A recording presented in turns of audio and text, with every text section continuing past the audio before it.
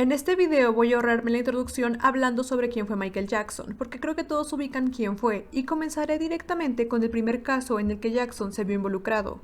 Sin embargo, antes de continuar propiamente con el caso, creo que es necesario hacer la aclaración de un mito bastante conocido, y es el siguiente, que Jordan desmintió públicamente que Michael Jackson lo hubiera abusado, y dijo que su padre lo había obligado a mentir. Otros dicen que Gavin hizo lo mismo. Algunas páginas como Wikipedia incluso dicen que el padre de Jordan lo instigó a mentir para salir de la pobreza, lo que es una ridiculez si pensamos que Evan Chandler era un dentista de Beverly Hills, con clientes como Carrie Fisher, que pudieron contratar abogados de alto perfil como Gloria Allred y eventualmente Larry Feldman. En realidad, ni Jordan ni Gavin Arvizo se han retractado públicamente de sus alegatos. Entonces, ¿de dónde salió este rumor? Después de la muerte de Michael Jackson, varias personas empezaron a circularlo en un intento de finalmente limpiar su memoria. Varios diarios de mediano nivel como La Vanguardia, Infobae o La Razón, por poner algunos ejemplos en español, erróneamente replicaron esta información en su momento. Ningún medio de comunicación confiable reportó esta noticia, y dado toda la cobertura que tuvo la muerte de Michael Jackson, es poco probable que si esta noticia hubiera existido, no lo hubieran informado.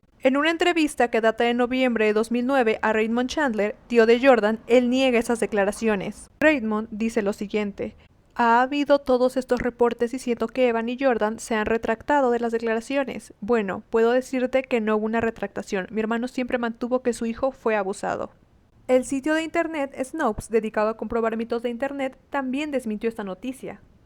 Dado que la única fuente de esta información era una sola declaración mal redactada que se reprodujo textualmente en múltiples blogs y que no se mencionó la supuesta confesión de Jordan Chandler o cualquier declaración de Chandler, en los medios de comunicación, a pesar de la continua cobertura de Michael Jackson después del fallecimiento del artista, tenemos que clasificarlo como falso. Incluso la página de fans de Michael Jackson Allegations, dedicada a probar su inocencia, también desmiente el rumor.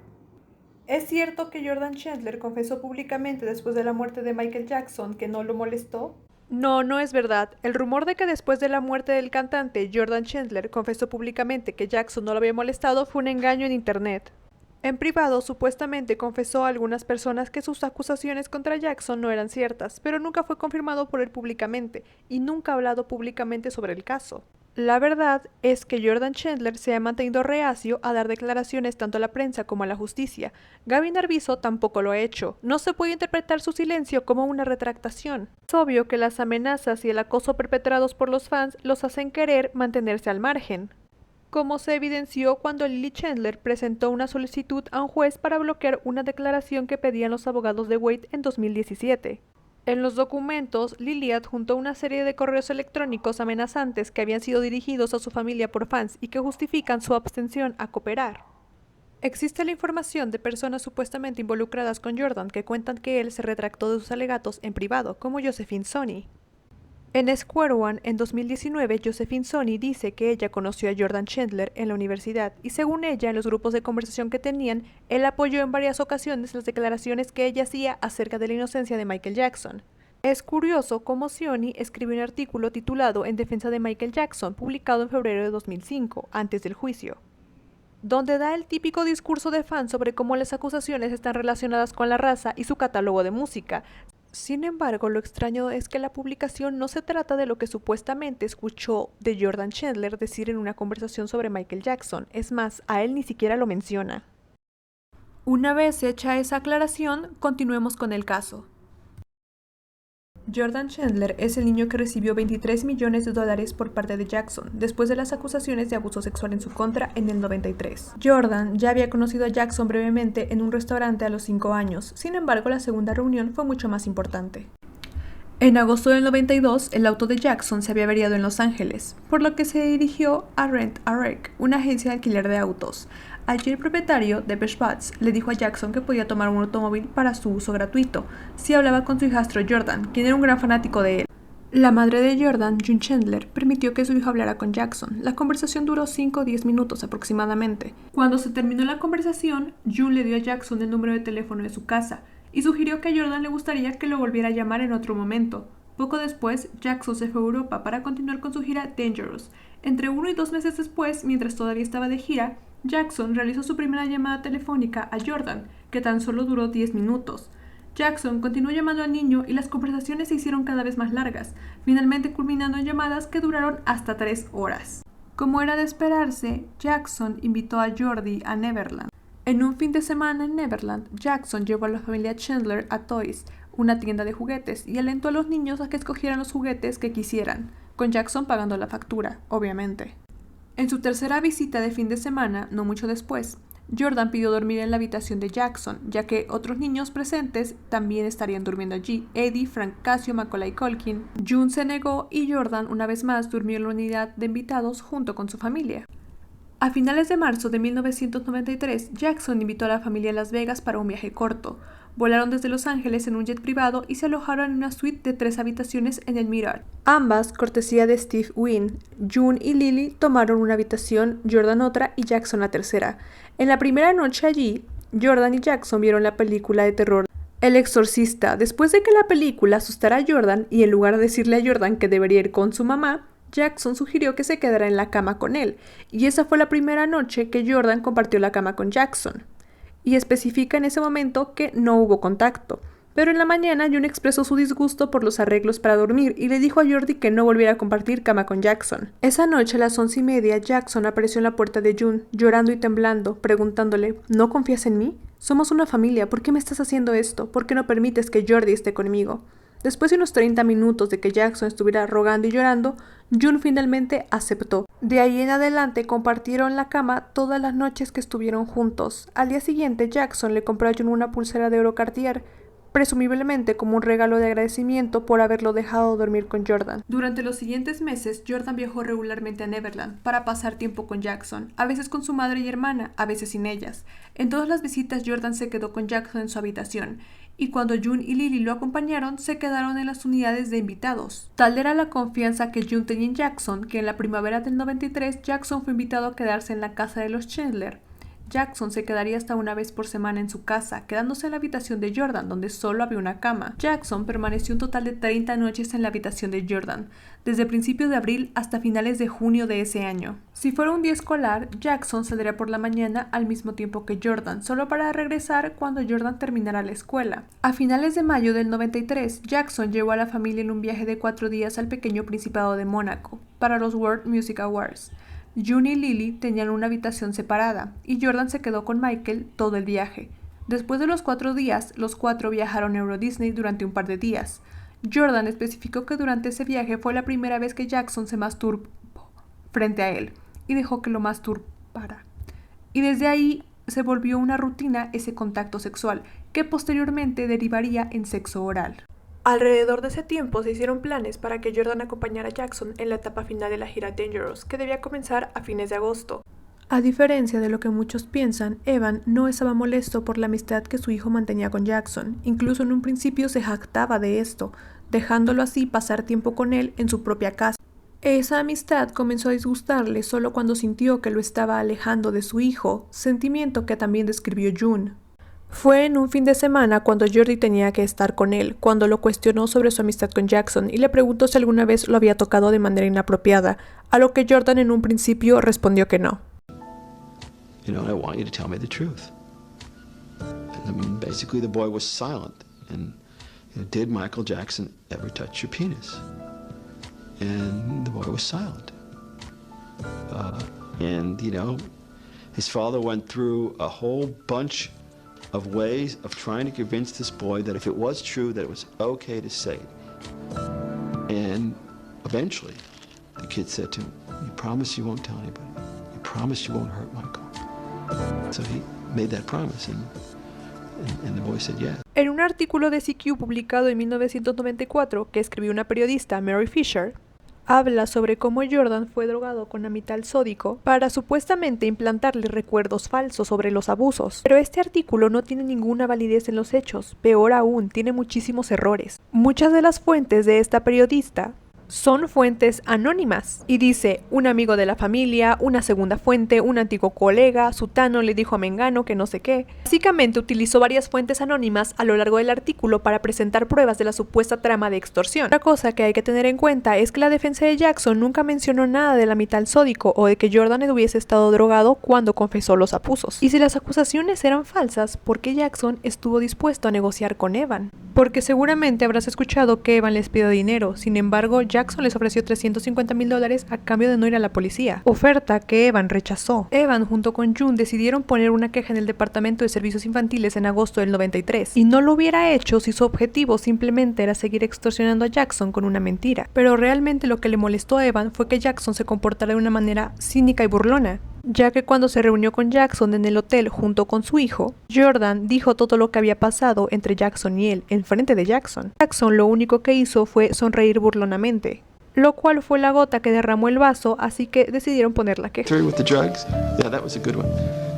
Where would he get access to a drug like that? But even if he did, in less than an hour, he plants a story in the boy's head. It's a story that goes on for months and months and months in detail about every place they traveled, every room they were in, every sexual act they did, where it was, how it happened. I mean, you know, how's a boy supposed to remember this? It's absurd. El padre de Jordan Chandler extorsionó a Michael Jackson acusándolo de abuso sexual a su hijo, y eso se demostró en una llamada privada.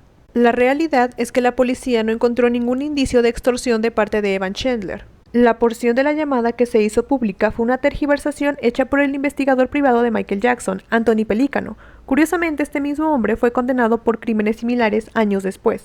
En el 93, luego de que se hicieran públicos los alegatos de abuso sexual de Jordan, el investigador privado de Jackson divulgó a varias cadenas de televisión, entre ellas CBS News, porciones de una llamada telefónica grabada en secreto entre el padrastro de Jordan, David Spatz, y el padre de este, Evan Chandler.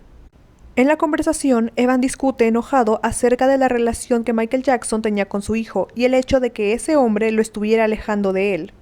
Porciones de esta conversación fueron sacadas de contexto en televisión en un intento de hacerlas pasar por extorsión. This man is going to be humiliated beyond belief. He will not believe it. He will not believe what's going to happen to him. Beyond his worst nightmares. So one more record. CBS had rushed to air its exclusive, with Tony Pellicano to explain the tapes. A taped phone conversation purportedly between the boy's father and stepfather. It was recorded in July. Although Michael Jackson's private investigator has said the tape illustrates the claim of extortion, nowhere on the tape is money ever mentioned. I love him so much that I'm willing to destroy my own life to protect him. Por cierto, la transcripción completa de esa llamada existe. Esta es la nota de televisión en donde el 30 de agosto del 93 se publicaron los extractos de la cinta que Pellicano envió al canal. Luego, el día siguiente, el 31 de agosto del 93, CBS News aclara que en ningún momento de la grabación se menciona o exige dinero, que es lo principal que se debe demostrar cuando se hace un alegato por extorsión. El 31 de agosto del 93, la Time publicó un artículo donde explican que la grabación se consiguió de Evan y el padrastro de Jordan y el relato de los hechos que Pellicano describió en la entrevista de Times, donde aseguraba que el padre los había estado extorsionando en múltiples ocasiones desde julio del 93 porque quería un contrato para producir una película. No obstante, el artículo también aclara que en la versión completa de la cinta el padre nunca pide o exige dinero, tal como lo aclaró también CBS News. También cuestiona el por qué Pellicano, siendo un investigador privado, no grabó las llamadas o reuniones donde el padre supuestamente les exigía que les dieran un contrato a cambio de su silencio. Pellicano explicó que no podía hacerlo legalmente sin alertar a la policía, pero según la ley de California es legal grabar conversaciones si se cree estar siendo víctima de extorsión. Código Penal, sección 633.5. No tenía excusas. Además, en 2008 Pellicano fue sentenciado a cárcel por escuchas ilegales, robo y fraude. Entonces, por moral, no fue. Siendo Pellicano un investigador conocido por hacer grabaciones, en 2006 el FBI encontró en su residencia miles de horas de grabaciones hechas a celebridades de Hollywood y sus abogados. Me parece poco realista que nunca haya conseguido grabar a Evan en uno de sus intentos de extorsión, si es que realmente existieron. Además, no tiene sentido que Evan insistiera tanto al punto de la extorsión para que Jackson le hiciera un contrato para producir una película, considerando el hecho de que Evan había sido productor de una película recientemente, Robin Hood Men in Tights, que se había estrenado en verano de ese mismo año, la cual había dado buenos resultados en su semana de estreno y sus ganancias finales no terminaron en pérdidas. En enero de 1994, un artículo de la Times reportó que la policía había estado investigando a Evan por 5 meses y que su decisión fue no imputar cargos porque no se había encontrado evidencia que lo sostuviera. Un fragmento del artículo dice lo siguiente: en medio de las señales de que una demanda que acusa a Michael Jackson de abusar sexualmente de un niño podría resolverse pronto, los fiscales anunciaron que el lunes no presentarán cargos contra el padre del niño, a quien Jackson y sus asesores aseguraron que intentaron extorsionar al artista.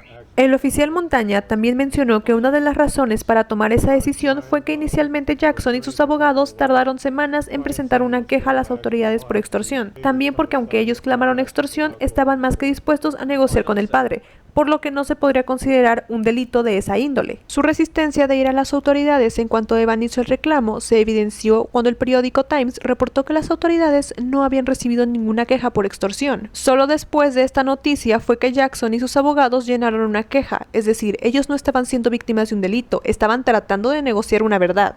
En 1993, el Departamento de la Policía de Los Ángeles inició una investigación por las acusaciones de Jordan Chandler, un menor de edad y su familia, quienes decían que el joven había sido abusado sexualmente por Michael Jackson en Los Ángeles y el condado de Santa Bárbara. La detective de la Policía de Los Ángeles, Rosibel Ferrufino, fue una de las investigadoras del caso. El Departamento del Sheriff de Santa Bárbara inició su propia investigación de la acusación en cooperación con el Departamento de la Policía de Los Ángeles. La detective del alguacil, Deborah Linden, también fue una de las investigadoras. En el transcurso de la investigación de las acusaciones, Jordan Chandler fue entrevistado por la fiscal adjunta del distrito, Lauren Biss, el 1 de septiembre de 1993, durante la cual estaban presentes la detective Ferrufino y un reportero de la corte. Se le pidió a Jordan que relatara información sobre su relación con Michael Jackson. En el transcurso de la entrevista, Jordan Chandler hizo declaraciones detalladas sobre la apariencia física de Michael Jackson, en particular la coloración y las marcas en la piel de la parte inferior del torso, las nalgas y los genitales, incluido una mancha particular en su nepe. Se le pidió a Jordan que hiciera un dibujo del nepe erecto del señor Jackson y que localizara en ese dibujo cualquier marca distintiva que recordara, y Jordan así lo hizo. El dibujo fue firmado y fechado por Jordan. Se adjuntó como anexo 1 al informe de la detective Ferrufino. El 13 de diciembre de 1993, como parte de la investigación del sheriff de Santa Bárbara sobre las acusaciones del joven Chandler, se obtuvo una orden de registro que autorizaba el registro de la persona de Michael Jackson y la toma de fotografías de sus genitales. Dicha orden fue ejecutada en el rancho de Neverland en Santa Bárbara el 20 de diciembre del 93. El resultado de las fotografías ha sido retenido por el departamento del sheriff bajo seguridad máxima. Y entonces, ¿coincidía o no coincidía la descripción sobre los genitales de Jackson que Jordan Chandler dio a las autoridades en el 93? Según las declaraciones de las personas relacionadas y los hechos que le siguieron, sí coincidía, pese a las negaciones de los fans de Michael Jackson que siguen diciendo que no lo hacía. Según ellos, el equipo legal de Jackson pagó a pesar de tener un hecho que le beneficiaba. Personas directamente relacionadas con el caso han confirmado que las fotografías y la descripción que brindó Jordan sí coincidían. En el podcast de 2019, Telephone Stories, Lauren Biss, la fiscal adjunta de distrito de Los Ángeles, quien estuvo presente cuando Jordan dio la descripción, confirmó que la descripción concordó con las fotografías. With former Deputy District Attorney Lauren Weiss, whether or not Jordy Chandler's description of the blotches were correct or not. Correct. Not just the genitalia, but a particular mark on the underside of his penis, which the victim described. And we had information that Michael had always maintained that he never was seen naked in front of any of these children. Pero no solamente fue ella. El jefe de la policía de Los Ángeles, encargado del caso de Jordan, Bill Warren, jefe directo de Rosibel Ferrufino, ha dicho en numerosas entrevistas a lo largo de los años que la descripción sí coincidía. We believed the boy was credible. And not only did my officers believe them, but every time he was interviewed, he was consistent in his statement. He described Jackson's genitalia. It was unique because of the discoloration, and we then obtained a search warrant to photograph Jackson to corroborate what the child has said. In photographing Jackson's genitalia, it did corroborate. Por si fuera poco, Carl Douglas, parte del equipo legal de Jackson en el caso del 93, también insinuó en un seminario en 2010 que esa fue una de las razones por la cual decidieron llegar a un acuerdo con la víctima y su familia. In our perspective, you got to remember that there was a companion criminal case or investigation going on by both the district attorney's office in Los Angeles and in Santa Barbara. There had been an occasion when Michael Jackson was examined and his genitalia was recorded, which was part of an investigation. And that was the 300-pound gorilla in the mediation room. We wanted to do all that we could to avoid the possibility that there would be a criminal criminal filing against Michael Jackson.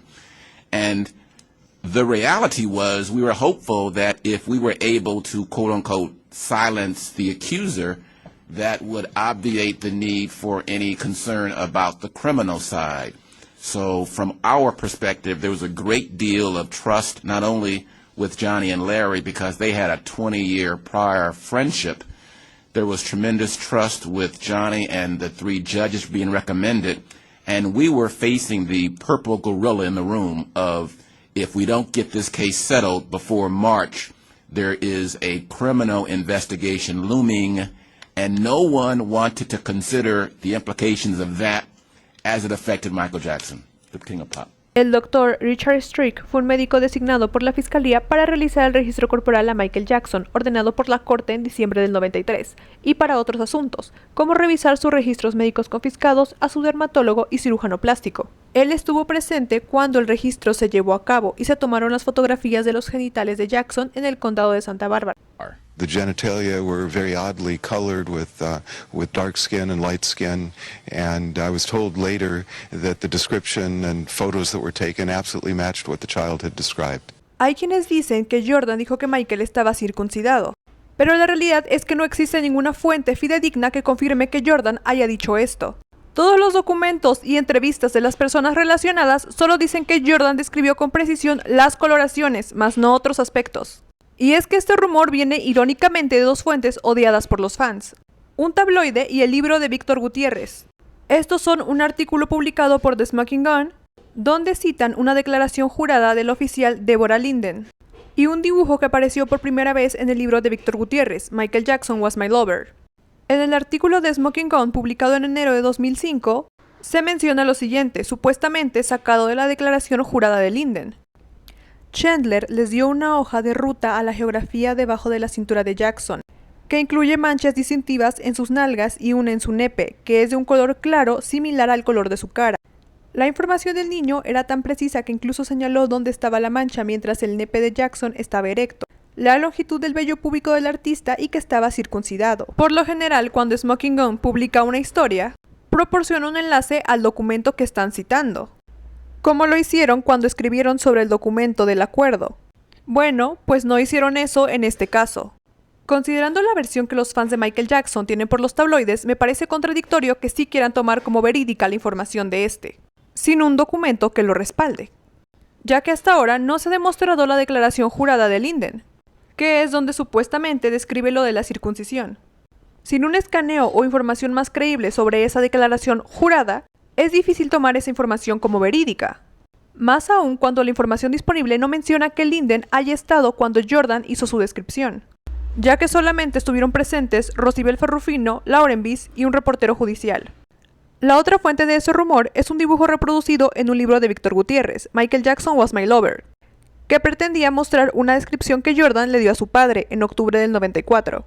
En la parte de arriba está escrito Mike's Circumcision.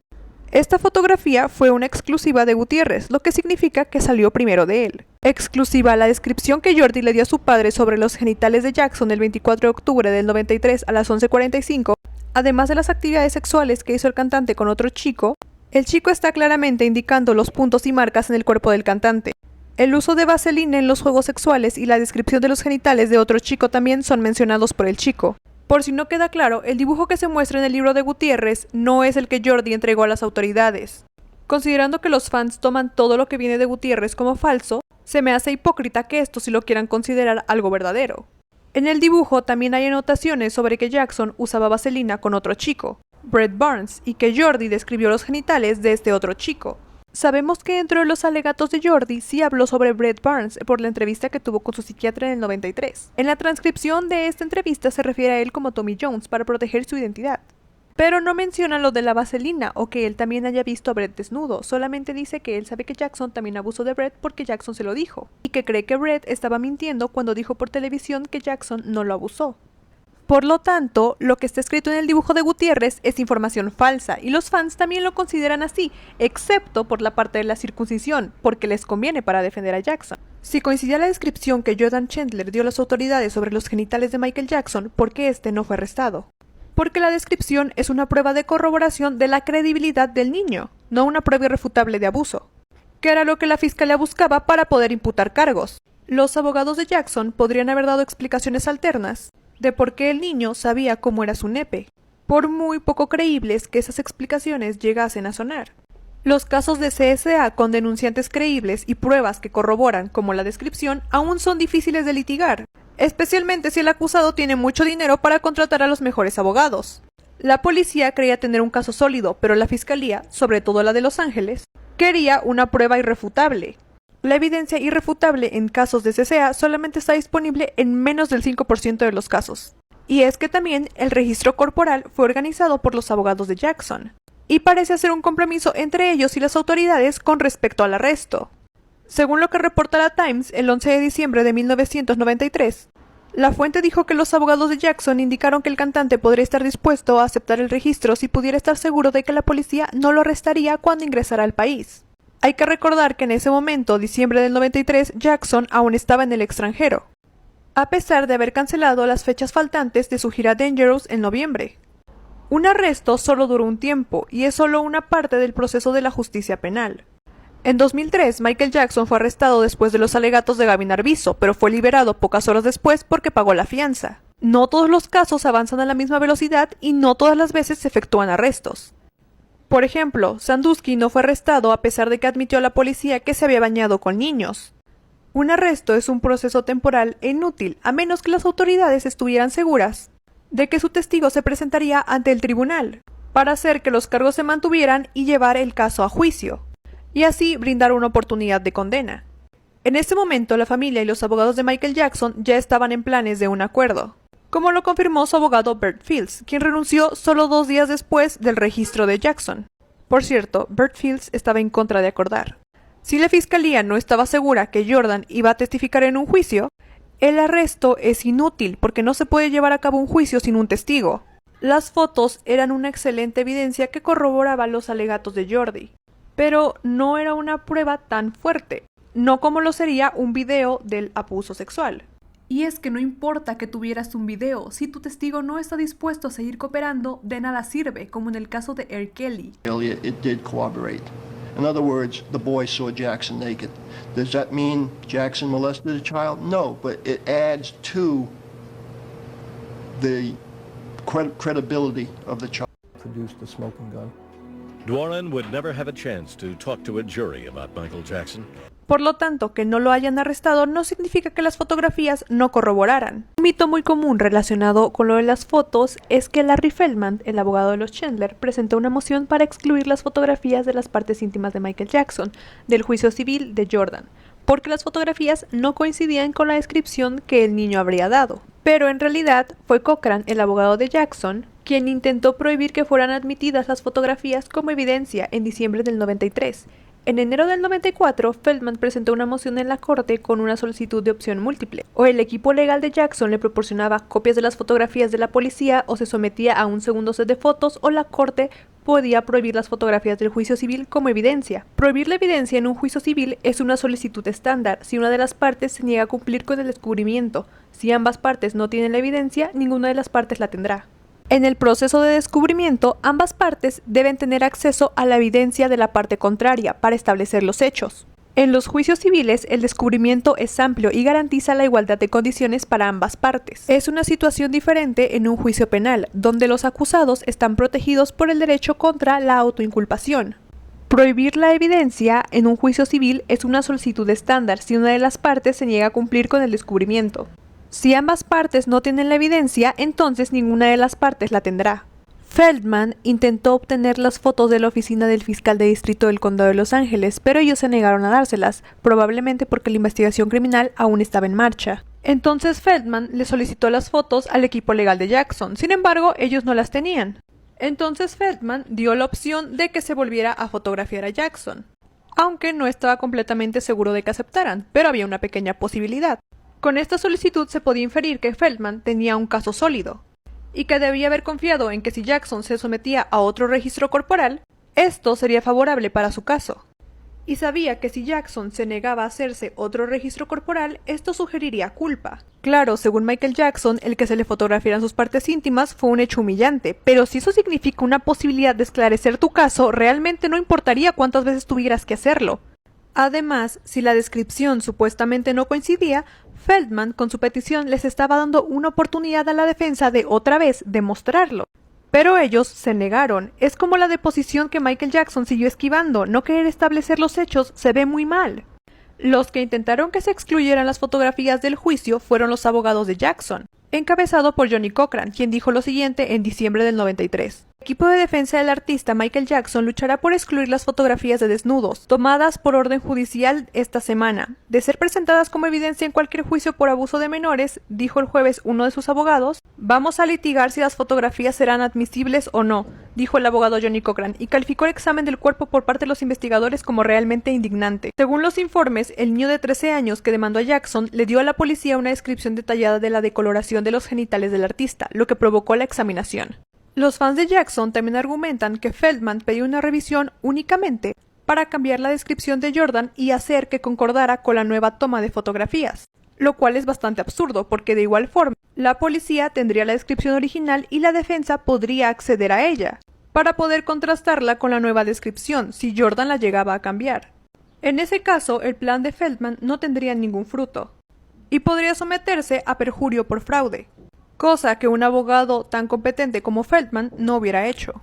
Si no podía conseguir las fotografías por ninguna de las vías, en términos legales es obvio que tendría que pedir a la corte que las excluyeran del juicio civil, para prevalecer en igualdad durante el proceso de descubrimiento. A la primera abogado de los Chandler la despidieron porque ella quería iniciar un juicio criminal y los Chandler querían un juicio civil para obtener dinero. Y no, la realidad es que esa no fue la razón de su despido, es más, ni siquiera tiene lógica en el ámbito legal. En un principio los Chandler contrataron a Gloria Allred, famosa abogada, para que los representara. Luego de una conferencia de prensa en la que la abogada aseguró que el pequeño iba a salir a contar su historia, ellos decidieron despedirla y contratar a Larry Feldman. Los fans dicen que hicieron esto porque ella quería iniciar un juicio criminal y no uno civil, y eso iba en contra de los intereses únicamente económicos de los Chandler. Y aquí la primera cosa a aclarar, Gloria Allred no tenía el poder para iniciar un juicio criminal. Y es que en ningún caso un abogado privado puede iniciar un juicio criminal por sí solo, sencillamente porque no tiene el poder sobre lo que la fiscalía decida hacer. Siempre depende de que la fiscalía del distrito imponga cargos y que el gran jurado decida si se resuelve de una vía o de otra. En ese momento y hasta cuando se firmó el acuerdo, aún no se había terminado la investigación criminal, por lo que el gran jurado no puede emitir un comunicado sobre si la fiscalía pondría cargos o no. Y la fiscalía no lo pudo hacer porque Jordan no siguió cooperando. Obviamente lo esperado según el acuerdo. Ahora, ¿por qué fue despedida Gloria Allred? Ellos no especifican razones en su carta de despido, pero probablemente se deba a la fama que tenía y que aún tiene de librar batallas en los medios. Si ustedes buscan su nombre en internet, se darán cuenta que es una abogada que maneja casos de alto perfil de una forma muy pública. No por nada ha sido parodiada bastantes veces en televisión. La familia no quería un drama legal o un circo mediático prolongado altamente público con Jordan ahí en medio. Jordan habría mostrado signos de depresión, y Allred solamente había hecho que los Chandler se volvieran más públicos de lo que ya lo eran, especialmente Jordan. Es decir, los Chandler tenían estas dos opciones para elegir. Número 1. Cooperar en un juicio civil y posteriormente en uno criminal si la fiscalía imputaba cargos, con el agravante de someter a Jordan, quien había mostrado tendencias suicidas, a un espectáculo mediático que sería perjudicial a su salud emocional. También seguirían siendo blanco de las amenazas y el acoso de los fans de Michael Jackson, ya que se les había negado ser parte del programa de protección a testigos. 2. Llegar a un acuerdo monetario de manera reservada que sería más fácil de sobrellevar para la salud mental de su hijo y para la familia en general. En conclusión, tener como representante a Gloria Allred hubiera sido perjudicial para la exposición de la familia y para la salud mental de Jordan, que de hecho fue el motivo por el que ellos aceptaron el acuerdo. Fue despedida por la forma en la que manejó el caso, nada más. Por último, Gloria Allred siempre ha mantenido su opinión de que Michael Jackson es un abusador de menores y nunca ha dudado de su culpabilidad aunque fuera despedida por los Chandler. Mito. La evidencia del caso del 93 se presentó a dos grandes jurados distintos simultáneamente, los cuales decidieron no imputar cargos de abuso sexual en contra de Michael Jackson. En realidad, al gran jurado nunca se le pidió votar en una acusación, porque Jordan no siguió cooperando en la investigación después del acuerdo extrajudicial que tuvo con Michael Jackson, y también porque el gran jurado no fue convocado para imputar cargos, sino para investigar. Por lo tanto, el gran jurado no tuvo la oportunidad de decidir nada. Eso no es una absolución, simplemente el caso ya no pudo seguir. Antes de empezar, me gustaría aclarar que un gran jurado es un grupo de ciudadanos facultado por la ley para llevar a cabo procedimientos legales y determinar si se deben presentar cargos penales. Solo si el gran jurado lo decide, se puede iniciar un juicio penal. Pero eso solo puede ser posible cuando la investigación criminal ha terminado y si el demandante está dispuesto a seguir cooperando.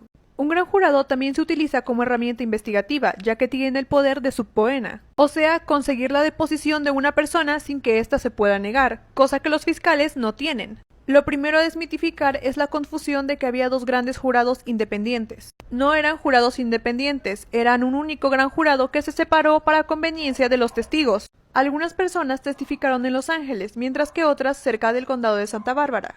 El que estaba en el condado de Los Ángeles era un gran jurado permanente, es decir, un gran jurado convocado regularmente, que funciona por un periodo determinado y considera varios casos al mismo tiempo.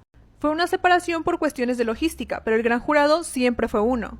Lo segundo es que al gran jurado nunca se le pidió votar en una acusación, porque era un gran jurado convocado solo para investigar, no para imputar cargos. Y es que el gran jurado tampoco podría haber imputado cargos si se lo hubieran pedido, porque Jordan no siguió cooperando después del acuerdo que firmó. Lo único que hicieron fue escuchar testigos, nada más.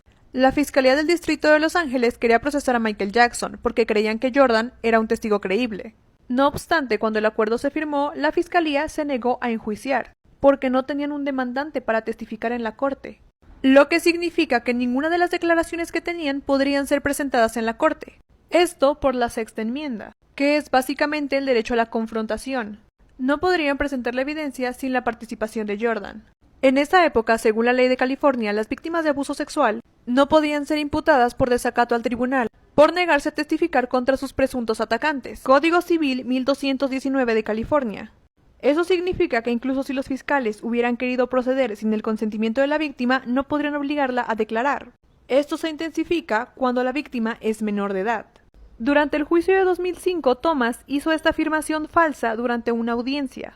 No he visto nada sobre si puede o no traer el hecho de que un gran jurado se negó a acusar, pero ciertamente el hecho de que fueron dos grandes jurados no hubo acusación. Fueron a un jurado civil, ellos perdieron. Schnedon lo corrigió en la página 3378, diciéndole que los grandes jurados, no había dos grandes jurados separados, eran un gran jurado seleccionado para escuchar a algunos testigos, para conveniencia de esos testigos en Los Ángeles, y hubo algunos testigos que fueron escuchados en el condado de Santa Bárbara. Ninguno de esos testigos, ni hubo ninguna indicación para ninguno de esos grandes jurados de que se estaba buscando una acusación, y nunca hubo ninguna solicitud de acusación, ni cargos, ni información en el más mínimo detalle presentado a esos grandes jurados. El hecho es que el gran jurado nunca lo consideró, simplemente fue porque en ese momento Jordan decidió que no iba a cooperar más con las agencias de aplicación de la ley. Y en ese momento el gran jurado, con respecto a la mayoría de esos testigos, fue completamente cerrado. Thomas no refutó esa aclaración ni tampoco lo volvió a mencionar durante el juicio. En un artículo de Los Angeles Times titulado Jackson no acusado pero no absuelto, que data de septiembre del 94, se exponen diversas reacciones que provocó el que fuera imposible procesar a Jackson. A continuación cito algunos extractos de la noticia. Los fiscales del distrito se mostraron insatisfechos al no poder procesar. Finalizando meses de especulaciones, los fiscales anunciaron el miércoles que cerraron su investigación de abuso de menores del artista Michael Jackson, pero dijeron que la investigación descubrió a dos posibles víctimas. Y enfatizó que las autoridades están preparadas para reabrir el caso si alguno de los niños decide que está dispuesto a testificar. Una de esas víctimas fue Jason Francia, la otra nunca se supo quién era. Pero según la información suministrada por la fiscalía, el chico estaba fuera del país, y por lo tanto fuera de la jurisdicción. El Departamento de Servicio para Niños y los padres adoptivos del condado de Los Ángeles se sintieron decepcionados con la decisión. En el Departamento de Servicios para Niños, cuyos investigadores realizaron una de las primeras entrevistas con Jordan, algunos trabajadores se sintieron decepcionados, mientras que otros dijeron que el anuncio del miércoles era esperado. Incluso Johnny Cochran, el abogado de Michael Jackson en ese entonces, se sintió desencantado de que la fiscalía no hubiera despejado totalmente de las acusaciones a Michael Jackson. Johnny Cochran, uno de los abogados de Jackson, dijo que estaba decepcionado de que los fiscales no despejaran definitivamente a su cliente de todas las irregularidades. Las agencias policiales mostraron resignación. Para las agencias investigadoras que lideraron la investigación de Jackson, la decisión del miércoles trajo decepción y resignación. Aunque era de esperar, algunos policías y trabajadores sociales se quejaron de que los fiscales del distrito habían exigido un caso hermético, ya que el objetivo era una figura tan rica y poderosa. En pocas palabras, el gran jurado nunca tuvo la oportunidad de decidir nada, porque nunca se le pidió y el fiscal no pudo procesar cuando Jordan, en calidad de demandante, se negó a testificar. A raíz de esta inconveniencia, la Oficina de Los Ángeles y varias organizaciones de bienestar infantil presionaron para que se modificara la ley en California, para que los fiscales de distrito puedan intervenir en un proceso civil para evitar el uso de un acuerdo para desalentar a una víctima de cooperar en un juicio criminal. Por lo tanto, los contratos que prevean que los pagos se realicen más de un año después de la fecha de ejecución del contrato no tienen validez legal. Código Civil de California 1669.5. Entonces no se puede afirmar que el caso no meritaba imputar cargos. Simplemente lo que sucedió fue que el caso quedó imposibilitado de proseguir. Me parece inconcebible que los fans se quejen de que las autoridades fueron injustas con Jackson, cuando en realidad lo que hicieron fue darle una ventaja. Mito: Michael Jackson pagó un acuerdo a la familia Chandler porque el juez negó aplazar el juicio civil después del penal, poniendo en desventaja a Michael Jackson, ya que hubiera tenido que mostrar toda su coartada en el juicio civil. Entonces los Chandler podrían haber formado fácilmente su escenario basándose en las palabras coartadas líneas del tiempo de Jackson, y por lo tanto demostrar que no tenía coartada, así habría sido encarcelado.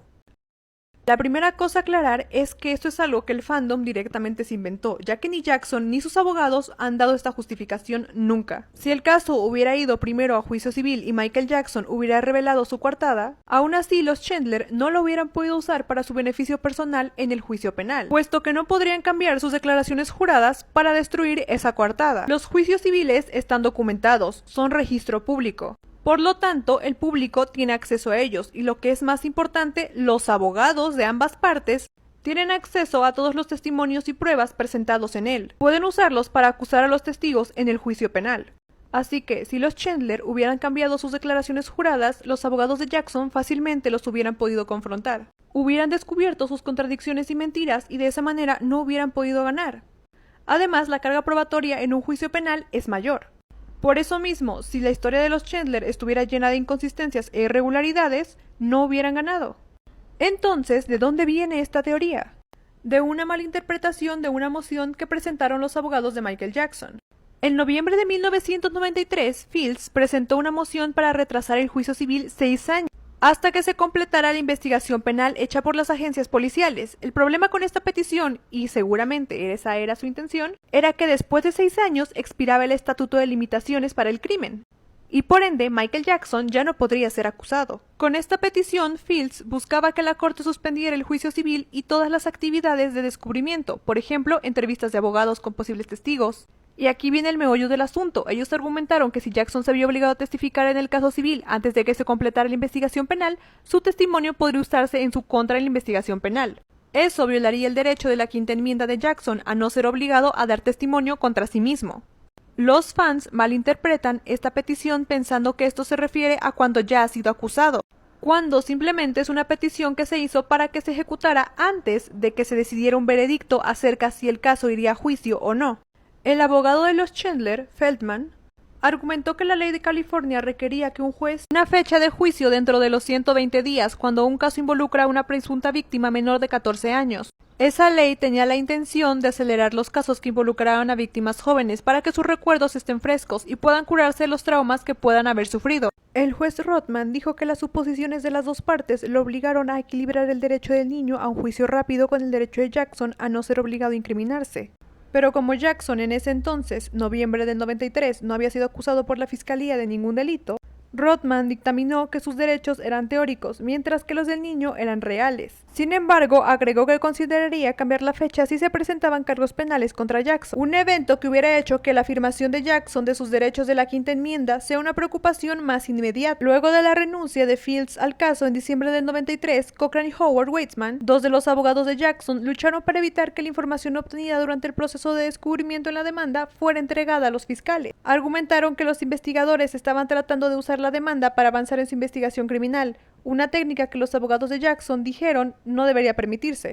Pero Lauren Weiss, quien dirigía la unidad de delitos sexuales de la oficina del fiscal de distrito del condado de Los Ángeles, dijo que los investigadores deberían poder revisar ese material para ayudarlos a decidir si se justificaban los cargos penales contra Jackson. Los fiscales tenían derecho a saber si los testigos habían hecho declaraciones contrarias en otras ocasiones.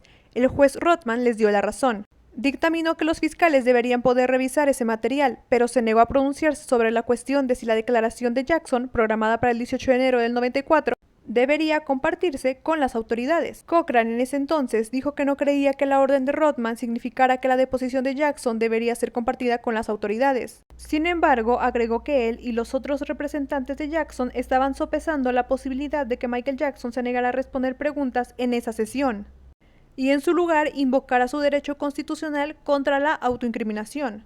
No obstante, antes de que esto sucediera, Michael Jackson y sus abogados decidieron pagar después de las fotografías de su cuerpo y justo la semana en la que tenía que dar una deposición. Así que la teoría de los fans solamente tendría sentido si los abogados de Jackson fueran extremadamente incompetentes y no supieran usar las evidencias que se presentan en un juicio civil a su favor. Y si los Chandler fueran terriblemente estúpidos como para modificar sus declaraciones juradas, sabiendo que los pueden confrontar con lo que dijeron antes. Mito: el acuerdo con los Chandler fue pagado por la aseguradora. La aseguradora obligó a Michael Jackson a acordar. En realidad, ninguna aseguradora estuvo involucrada en la decisión de firmar el acuerdo de Jordan Chandler. Incluso con un conocimiento básico de cómo funcionan las pólizas de seguro, se debería dejar en claro que no hay forma de que una compañía de seguros redactara un acuerdo de confidencialidad la semana en la que Michael Jackson iba a ser interrogado y simplemente aceptara pagar ese monto del acuerdo. Ahora, lo que sí es verdad es que la aseguradora contribuyó con una pequeña, muy pequeña parte del pago, pero a petición de los abogados. En su aparición en Telephone Stories, Carl Douglas dijo que una compañía de seguros contribuyó con una cantidad baja de 6 cifras. Recordemos que el acuerdo en su totalidad fue de 23 millones, lo que significa que la aseguradora no contribuyó ni con el 1%. Entonces Jackson pagó la abrumadora mayoría del acuerdo, pero la compañía lo hizo a pedido del equipo legal de Michael Jackson. Zach O'Malley Greenberg escribió en 2014 el libro Michael Jackson Inc., en el cual aborda la situación financiera de Jackson y que fue escrito en colaboración con Branca, ejecutor de su patrimonio. En el libro se relata que Jackson tuvo problemas de liquidez después del acuerdo del 94 y que para pagarlo tuvo que sacar un crédito. Ahora, ¿de dónde viene ese mito de la aseguradora? Esto fue sacado del memorándum del señor Jackson en apoyo a la objeción a la citación de Larry Feldman por los documentos del acuerdo, archivado el 22 de marzo de 2005. Este memorándum fue escrito por Brian Oxman, quien después de escribirlo fue despedido del juicio por los abogados principales, aunque no directamente sobre este documento, o bueno, eso dicen. La sección relevante dice lo siguiente: el acuerdo civil del 93 fue realizado por la compañía de seguros del señor Jackson y no estaba bajo el control del señor Jackson. El acuerdo fue por reclamos globales de negligencia y la demanda fue asumida por la aseguradora del señor Jackson. La compañía de seguros negoció y pagó el acuerdo por las protestas del señor Jackson y su asesor legal personal. Es injusto que el acuerdo de una compañía de seguros se use ahora en contra del señor Jackson o que el acuerdo de conciliación sea admitido como una evidencia de la conducta o culpa anterior del señor Jackson. Jackson no pudo controlar ni interferir con la demanda de su compañía de seguros para resolver la disputa. En 2005 se hicieron diferentes mociones por parte de la defensa de Michael Jackson para excluir la discusión de los dos acuerdos anteriores, y la fiscalía respondió a una de esas mociones con bastante razón, que en el acuerdo confidencial estaba el nombre de Michael Jackson y no el de una compañía de seguros.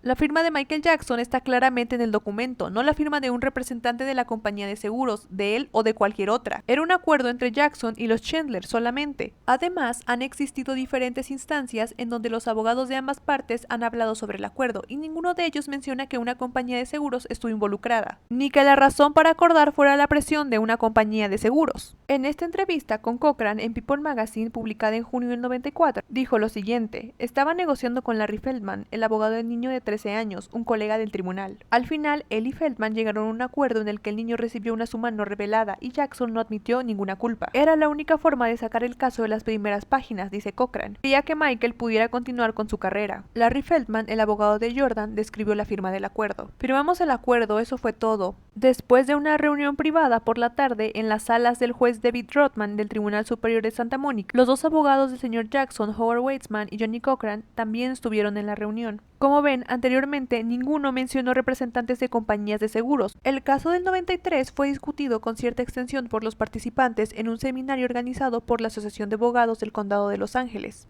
en 2010, donde uno de los abogados defensores de Jackson habló sobre las negociaciones, y tampoco menciona ningún representante de ningún asegurador. Por último, el 3 de enero del 2014, Thomas, el abogado de Michael Jackson en el juicio de 2005, apareció por teléfono en una sesión de preguntas y respuestas en un programa de radio por internet. Una de las personas que llamaron preguntó si había una compañía de seguros involucrada en el acuerdo de Jordan, y esto fue lo que respondió Thomas. Was there ever any evidence that it was settled by an insurance company or paid by them? My understanding was an insurance company did not pay. Now, the settlement agreement was written, in my opinion, and again, I was not involved in that settlement. You should ask Howard Weitzman about the settlement or John Branca about it. I was not involved in it. I didn't even know Michael at the time. I didn't meet him until 11 years later. My understanding was that the settlement agreement was written to permit the possibility that an insurance company would step in and pay, but I was also told that an insurance company did not pay. Oh. That's my understanding. There were some people running around saying an insurance company paid it, and that's why it was settled, and my understanding is that's not correct. Well, I think they based that on one of the motions that were filed by Brian Oxman. I'm well aware of that. Mm-hmm. And so they're under the impression that it was paid by an insurance company, and if that's a wrong impression, that's a wrong impression. The other thing is...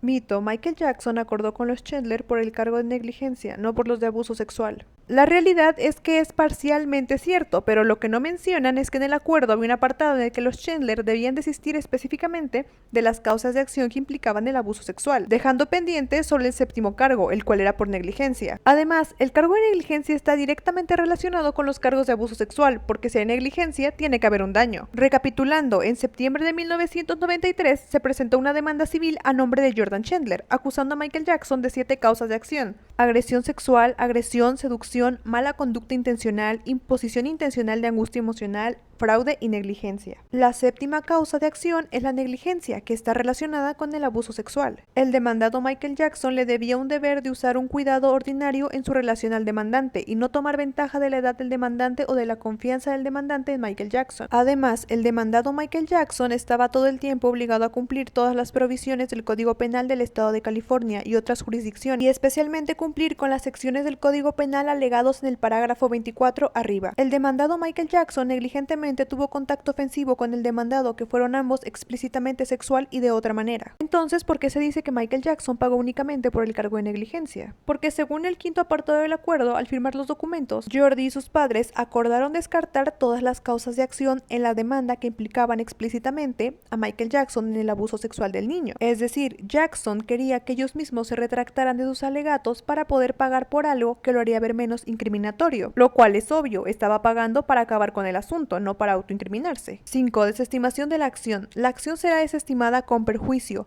de conformidad con el siguiente cronograma. A. Inmediatamente después de la firma de este acuerdo confidencial por las partes del presente, el menor, a través de sus guardianes ad litem en la acción y los abogados, desestimarán sin perjuicio las causas de acción primera a sexta de la queja en el archivo de la acción, dejando solo la séptima causa de acción pendiente. Los cargos del 1 al 6 serían descartados sin perjuicio, lo que significa que los Chandler hubieran tenido oportunidad de volver a presentarlo si así lo deseaban, lo cual era poco probable debido a que en el párrafo 12 hay una disposición en la que Evan y Jordi estaban de acuerdo que al firmar el acuerdo y no ir a juicio sería el mejor interés para el menor. La terapeuta de Jordi había informado en noviembre del 93 en una declaración judicial que estaba preocupada por los efectos extremadamente dañinos que los procedimientos legales prolongados podrían tener sobre el niño. Según los informes, Jordi se dibujó suicidándose y le entregó el dibujo a su padre. Larry Feldman declaró que el niño estaba teniendo dificultades para adaptarse. La familia había pedido al Estado que les brindaran protección en el programa de protección a testigos, pero la solicitud les fue denegada, por lo que sus razones para no continuar con un juicio eran totalmente justificadas. Casos de abuso sexual donde niños se nieguen a testificar en juicios en realidad son más comunes de lo que creerían, y muchas veces las familias no van a juicio por evitar que el niño pase por todo el estresante proceso del juicio. Más aún si es contra una celebridad, que además tiene el trauma añadido de que el caso se vuelve altamente público y que los fanáticos cuestionen de manera tan agresiva su credibilidad. Imagínense tener que soportar eso siendo un niño de 13 años. Según la literatura, los niños que testifican en los tribunales, ya sea por casos de abuso o asuntos de custodia, han experimentado un trauma que a menudo puede ser severo y persistente. Los niños y adolescentes en los tribunales se enfocan en casos de abuso sexual, también requieren abordar varios problemas desafiantes, incluido el estigma del abuso sexual infantil en sí. miedo a no ser creído y la necesidad de confrontar al abusador en la corte, especialmente cuando el abusador es un familiar o un amigo cercano. Por lo general, los niños piensan más allá de contarle a alguien sobre el abuso con la esperanza de que se detenga. Desconocen las secuelas de la divulgación, incluidos los exámenes físicos, forenses, las entrevistas con defensores y la policía, y en última instancia testificar en el tribunal. Los niños son pensadores muy concretos y pueden culparse a sí mismos por el resultado. Por ejemplo, pueden tener pensamientos como: le dije, lo arrestaron, fue mi culpa que estuviera en la cárcel y lo dejé allí. En el acuerdo también específicamente prohibía a cualquiera de los Chandler hablar con nadie sobre los cargos, a excepción de las autoridades. Los fans de Michael Jackson a menudo mencionan el hecho de que el acuerdo nunca impidió que los Chandler hablaran con la policía sobre la investigación criminal, lo cual es verdad, eso hubiera sido ilegal. Los Chandler hubieran podido colaborar con la policía, sin embargo debemos tener en cuenta las partes subrayadas del párrafo 11G. En el caso de que el menor, los tutores legales del menor, el tutor del menor ad litem, los abogados del menor, Evan Chandler o June Chandler reciban cualquier citación o solicitud de información de cualquier persona o entidad que haya afirmado o esté investigando cualquier reclamo contra Jackson, acuerden dar aviso por escrito a los abogados de Jackson sobre la naturaleza y el alcance de cualquier solicitud de citación de información. En la medida permitida por la ley, este aviso se entregará antes de responder a la solicitud de cualquier otra manera que no sean objeciones o una negativa a responder, y se entregará más tardar 5 días después de la recepción de la solicitud. Entonces, si bien Michael Jackson no podía impedir que colaboraran con la policía, podría ser notificado si alguno de los involucrados aceptaba hablar sobre las acusaciones con cualquiera, incluidas las autoridades, lo cual le daría una ventaja de planificar una defensa incluso antes de que fuera interrogado. Eso es un claro método de coerción que es pasado como un proceso legal. De hecho, como resultado de este acuerdo, la Fiscalía del Distrito de Los Ángeles y varias organizaciones de bienestar infantil presionaron para que se modificara la ley en California, para que la Fiscalía pudiera intervenir en un proceso civil para evitar el uso de un acuerdo para desalentar a la víctima de cooperar en un juicio criminal. Y por lo tanto, los contratos que se prevean que los pagos se realicen más de un año después de la fecha de ejecución del contrato no tienen validez legal. La ley es el Código Civil de California 1669.5 y aún hay más. Michael Jackson y sus abogados trataron de acortar las posibilidades de que los Chandler después de un tiempo pudieran presentar la demanda, ya que en el acuerdo había una cláusula en la que la demanda sería desestimada con perjuicio al finalizar todos los pagos de las cuotas. En otras palabras, si con los años los Chandler cambiaban de opinión y decidían emprender acciones legales contra Jackson por los cargos de abuso sexual, de todas formas no hubieran podido hacerlo, debido a que los pagos del acuerdo estaban separados para que fueran a intervalos lo suficientemente largos como para abarcar todo el Estatuto de Limitaciones Penales. El Estatuto de Limitaciones para Jordan expiraba en ese tiempo pasados los 6 años. Todo esto queda subrayado en el párrafo 11F. Y si el acuerdo entre todas las partes aún no parece un aparente esfuerzo por silenciar a los Chandler, tal como lo dijo Carl Douglas, tengamos en cuenta el párrafo 12E hacia el final del documento, que dice: los abogados registrados de todas las partes representan y garantizan que harán todo lo posible para salvaguardar, sellar y proteger el descubrimiento obtenido en la acción de descubrimiento. El proceso de descubrimiento es un procedimiento previo al juicio en el que cada parte puede obtener evidencia de la otra parte o partes por medio de dispositivos de descubrimiento como interrogatorios,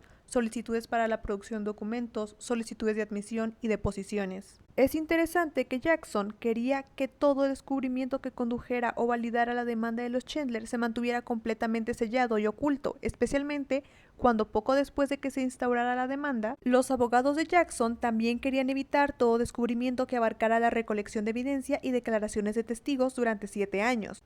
Esencialmente estancando el progreso de la demanda civil. Se debe aclarar que esconder el proceso de descubrimiento no es ilegal, ni es una obstrucción de la justicia, no obstante es una forma de no ayudar a ninguna entidad, ya sea medios, civiles o criminales, a encontrar información sobre los reclamos de Jordi o decirles dónde buscar. Cabe señalar que el hecho de que se compartieran pruebas entre los abogados civiles de Chandler y los fiscales resultaba siendo un obstáculo importante para la defensa de Jackson. Mi pregunta es, ¿por qué estaban tan interesados en esconder el descubrimiento si Jackson no tenía nada que ocultar y era inocente? Los acuerdos son documentos que se utilizan muchas veces con la intención oculta de bloquear progresos legales o evitar que revelaciones perjudiciales vean la luz del día. No es para nada rebuscado afirmar que el que Michael Jackson hubiera decidido acordar sea como una indicación de culpabilidad, porque no lo hubiera tenido que hacer si los reclamos de los Chandler eran tan insignificantes como para no afectar su inocencia. Mito: el acuerdo claramente especifica que Michael Jackson no admite la culpa al firmarlo.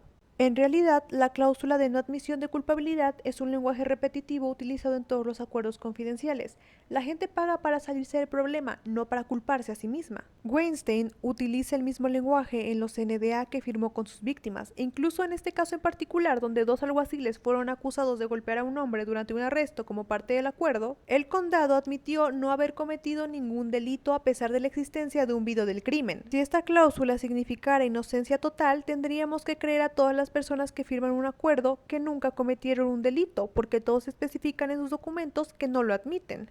Michael Jackson aceptó pagar el acuerdo con los Chandler porque era menos costoso que enfrentarse a un juicio civil o criminal. Además, $23 millones era una suma que no afectaba a sus finanzas y podría recuperarlo fácilmente después. En realidad, a principios del 93, Michael Jackson ya tenía una deuda de $30 millones. Según lo que testificó el contador forense William Ackerman en el ilícito juicio de muerte contra AEG. El acuerdo solo dañó más sus finanzas, como testificó Branca en el testimonio del juicio de ISR. Además, no hay forma de que los gastos legales del juicio llegaran a una cantidad superior a ese dinero. En comparación con el juicio de McMartin, el más costoso de la ley estadounidense hasta ese momento, costó solamente 16 millones, aunque algunas fuentes dicen que costó 15. Y eso fue porque se extendió durante 6 años. Se estima que la defensa penal de O.J. Simpson, incluido el juicio de 8 meses, costó solo entre 3.5 y 6 millones de dólares. Tomando en cuenta que era el mismo equipo legal de Jackson, el juicio nunca hubiera tardado tanto tiempo debido a la edad de Jordan. Según el Estatuto California CCP 36, párrafo B, que da derecho a los menores de 14 años a una sentencia rápida. La verdad es que el acuerdo del 93 solamente contribuyó a su creciente deuda y dañó su capacidad de ganar dinero. La CPA también testificó que las giras de Jackson en la década de los 90 no generaron ganancias. Jackson alcanzó el punto de equilibrio en la gira Dangerous y perdió 11.2 millones en la gira History. Zach O'Malley Greenberg escribió en 2014 el libro Michael Jackson Inc., el cual aborda la situación financiera de Jackson y que fue escrito en colaboración de Branca, ejecutor de su patrimonio. En el libro se relata que Jackson tuvo problemas de liquidez después del acuerdo del 94 y que para pagarlo tuvo que sacar un crédito. También menciona que a raíz de las acusaciones perdió su relación con Pepsi. Decidir acordar en lugar de limpiar su nombre solo lo certificó como tóxico para los sponsors y dificultó su capacidad de generar dinero. Entonces, los alegatos de los fans de que Michael Jackson fácilmente podría recuperarse financieramente de ambos acuerdos y que para él no significaban gran cosa, no son ciertos. Para él, que ya estaba en deuda, era un problema tener que pagar, y aún así lo hizo. Añadido a esto, su primer abogado en el caso, Bert Fields, estaba en contra de acordar, debido a que la suma de dinero le parecía exagerada y pagar sería una indicación de culpabilidad. Esto, Fields lo menciona en el podcast de Luminary Telephone Stories en septiembre del 2019. Settlement. Why don't we settle this thing? I was very much against settlement. I felt it would. There's no way to keep it a secret. And if you pay a substantial sum of money, and he wanted a lot of money. Attorney Bert Fields, from our interview. No one is ever going to believe you're innocent. And didn't you say Elizabeth Taylor kind of pushed him? Yeah, that's what happened. And I can't blame her. She was his best friend and was really, by this time, running things. And while I was feeling and saying, you can't pay these people off. There's no way to keep the payment a secret. I don't care what you say in the agreement, it's going to get out, and nobody is ever going to believe you ever again. Nobody's going to believe your innocence, because if you're innocent, why would you pay whatever it was, $20 or $35 million? You just don't do that. You know, maybe you settle a case for $50,000 or even $500,000, but $20 million or $30 million? No. But Elizabeth Taylor's view was, Michael, you've got all the money in the world. This is a pittance to you. Get rid of it. Why do you need to go through a trial and any risk that they're going to find you're guilty? And I mean, I believe you're innocent, but she did believe it, I think. But her attitude was, if you've got the money, just pay it and get rid of this. Get it out of your life. So you had these two divergent views, and she was clearly prevailing. She was very close to him. I was not. I was just his lawyer. And he was definitely leaning that way, and I resigned. Si Jackson afirmaba que todos los que lo acusaban eran mentirosos y que solo buscaban dinero, lo menos razonable que haría financieramente sería pagarles. Imagínense estar en la posición de los abogados de Michael Jackson, donde tienen un cliente que le gusta dormir con niños, que se sienten en sus piernas y tomarlos de la mano constantemente en público. y aparentemente no tiene intención de detenerse. Sus constantes interacciones públicas, legales, pero inapropiadas con los niños hacen que cualquier acusación sea inherentemente más creíble. Por lo tanto, como abogados, si la única evidencia que existe es su comportamiento legal inapropiado y una descripción que supuestamente no coincidía, no tendría sentido no luchar en la corte y no dejar un precedente de que no serían víctimas de extorsionadores. No le darían al acusador y a su familia millones de dólares sabiendo que la situación se podría volver a repetir. Pero lo hicieron porque el caso era verdaderamente fuerte como para afrontarlo.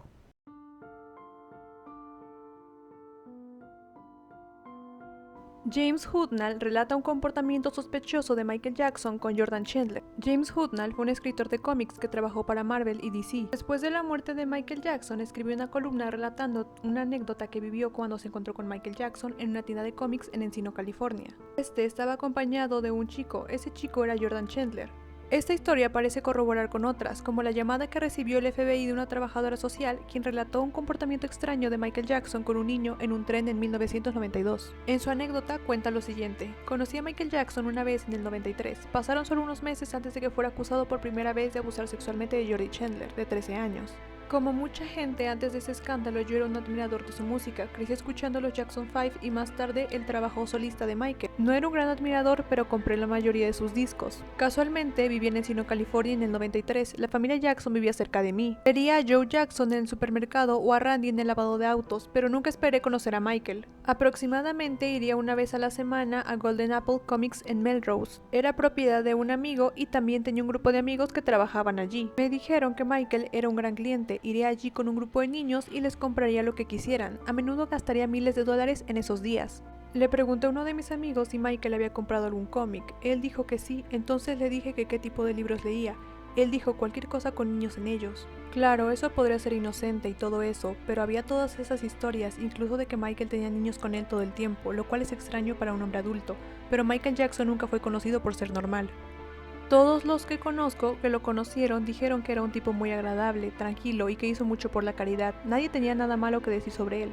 Pero sí detecté un cierto ambiente reacio al hablar de Michael con mis amigos en la tienda. No dijeron por qué, pero sentían que era extraño. Y esto es de personas que trabajan en una tienda en Melrose, en Los Ángeles. Entonces un día entré en la tienda y uno de mis amigos me dijo que Jackson estaba en la tienda, y allí estaba, junto al estante de cómics. Tenía su brazo alrededor de alguien como si estuviera en una cita. Ese alguien era Jordi Chandler.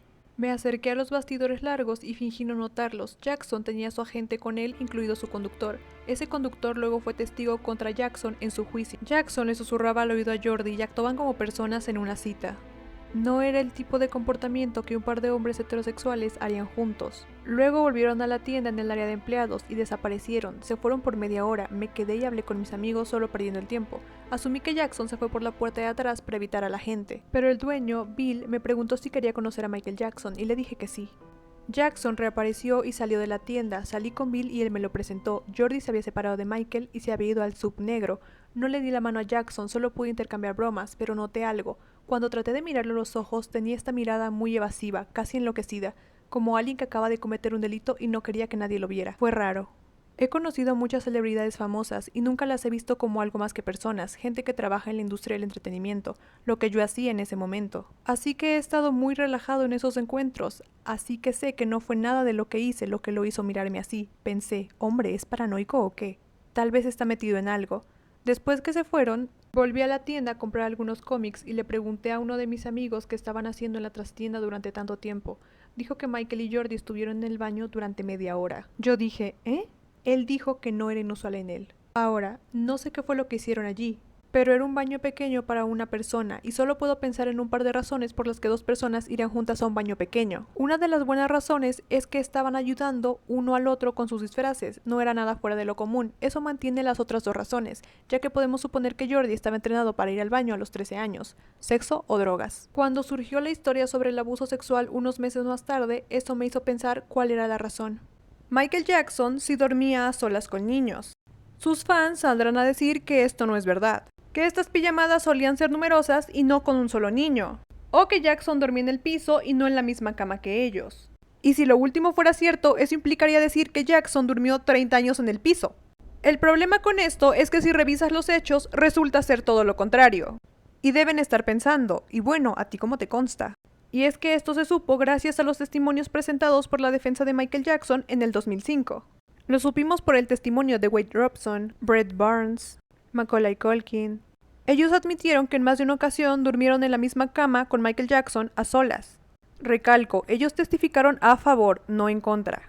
Con Brett Barnes durmió alrededor de 500 noches a solas. Jackson arregló para que Brett Barnes viajara a los Estados Unidos una vez al año durante varios años. En algunos de esos viajes, Brett viajaba sin sus padres, mientras que Macaulay Culkin admitió haber dormido con Michael Jackson en un puñado de ocasiones. Y sí, ya sé que más de uno vendrá a decirme, pero Macaulay ha dicho que Jackson no le hizo nada. Y a ver, no estoy diciendo que Macaulay haya acusado a Jackson de haberle hecho algo. Lo que pasó fue que un testigo de la acusación dijo que había visto un comportamiento inapropiado entre Jackson y Macaulay. Y a Macaulay lo llamó la defensa para refutar a este testigo. Y aún así, Macaulay admitió haberse dormido con Jackson a solas en más de una ocasión. Por ende, decir que no hacía esto es mentira. Dudo que Jackson hubiera sido tan tonto para abusar de una celebridad de ese calibre. Macaulay sí tendría dinero para confrontarlo, y también probablemente contaría con el apoyo del público. Además, con Macaulay Culkin no aplicaría la excusa de es que lo hace por fama, es que lo hace por dinero. Los pedófilos a menudo utilizan la siguiente estrategia: cuidan a unos niños mientras que al mismo tiempo abusan de otros, para que en caso de que llegasen a hablar, a los que no les hicieron nada sean la coartada. Y Macaulay es la coartada perfecta. Con Wade Robson pasó alrededor de 70 noches a solas durmiendo con él, antes de que se mudara definitivamente a los Estados Unidos. Cada que viajaba a los Estados Unidos se quedaba en la habitación de Jackson. Y de todas las veces que se quedó a dormir con él, solo recuerda 2 ocasiones más en las que haya compartido cama también con otros niños. De Wade hay anécdotas un tanto cuestionables. Por ejemplo, en diciembre del 93, Jackson llamó a Joy Robson, la mamá de Wade, para que llevara a Wade a Neverland, y sí lo llevó, pero llegaron a la 1:30 de la madrugada. Como ¿por qué te empecinarías a estar con niños hasta en la noche? Joy cuenta que Wade se fue a la habitación con Michael, y ella no recuerda dónde durmió esa noche. En 1990 los Robson se quedaron en Holiday Inn, que estaba al otro lado de la calle del condominio de Westwood. Jackson llamó a Joy otra vez a altas horas de la noche para que le llevara a Wade, y Joy se lo llevó, lo dejó allí y ella se regresó a Holiday Inn. En otra ocasión, Joy estaba muy preocupada porque tenía que abordar un vuelo y no había visto a Wade en 2 días. Lo único que sabía era que estaba con Jackson. El 10 de mayo de 1990 no había visto a Wade en todo el día y lo buscó por todas partes, hasta que lo encontró durmiendo con Jackson en la habitación. Claro, ahorita solamente estamos hablando de los que fueron testigos en el juicio de 2005. Pero él tuvo muchos otros amigos niños con los que pasó mucho tiempo sin supervisión. No, el FBI no lo investigó 10 años y no, tampoco fue declarado inocente en 2005. Y es que desde que el FBI hizo públicos sus archivos, su importancia ha sido exagerada y su contenido mal interpretado. Y una de esas interpretaciones erróneas y bastante conocidas es que el FBI lo investigó durante 10 años, lo cual está lejos de ser verdad. Y esta mala interpretación se debe al párrafo de introducción, específicamente a la última frase de este párrafo. El primer archivo del FBI data de 1992, donde se hace una investigación contra un sujeto que hacía amenazas contra Michael. Y el último archivo del FBI es de la sentencia de Gavin Arvizo, en 2005. La gente une estas 2 fechas y cree que fue el periodo de investigación, pero no es así. Esa aclaración se hace en el mismo párrafo de introducción, donde dice que se le investigó separadamente. O sea, las investigaciones duraron solamente 2 años. Y es que el FBI no fue quien dirigió la operación. Ellos solamente fueron la asistencia técnica. Muchas personas tienen la falsa impresión de que el FBI rastreó todos sus movimientos, de que sus llamadas fueron intervenidas, sus cámaras de vigilancia se revisaron, pero la realidad es que no. O sea, sí se revisaron las computadoras del rancho de Neverland, pero era muy poco probable que fueran a encontrar algo ahí. O sea, las computadoras se usaban exclusivamente para cosas administrativas del rancho. ¿Cómo iban a encontrar evidencia en eso? El FBI no puede absolver o emitir un veredicto de inocencia, esto porque es un poder ejecutivo, no judicial. Por lo tanto, no tiene el poder para emitir sentencias.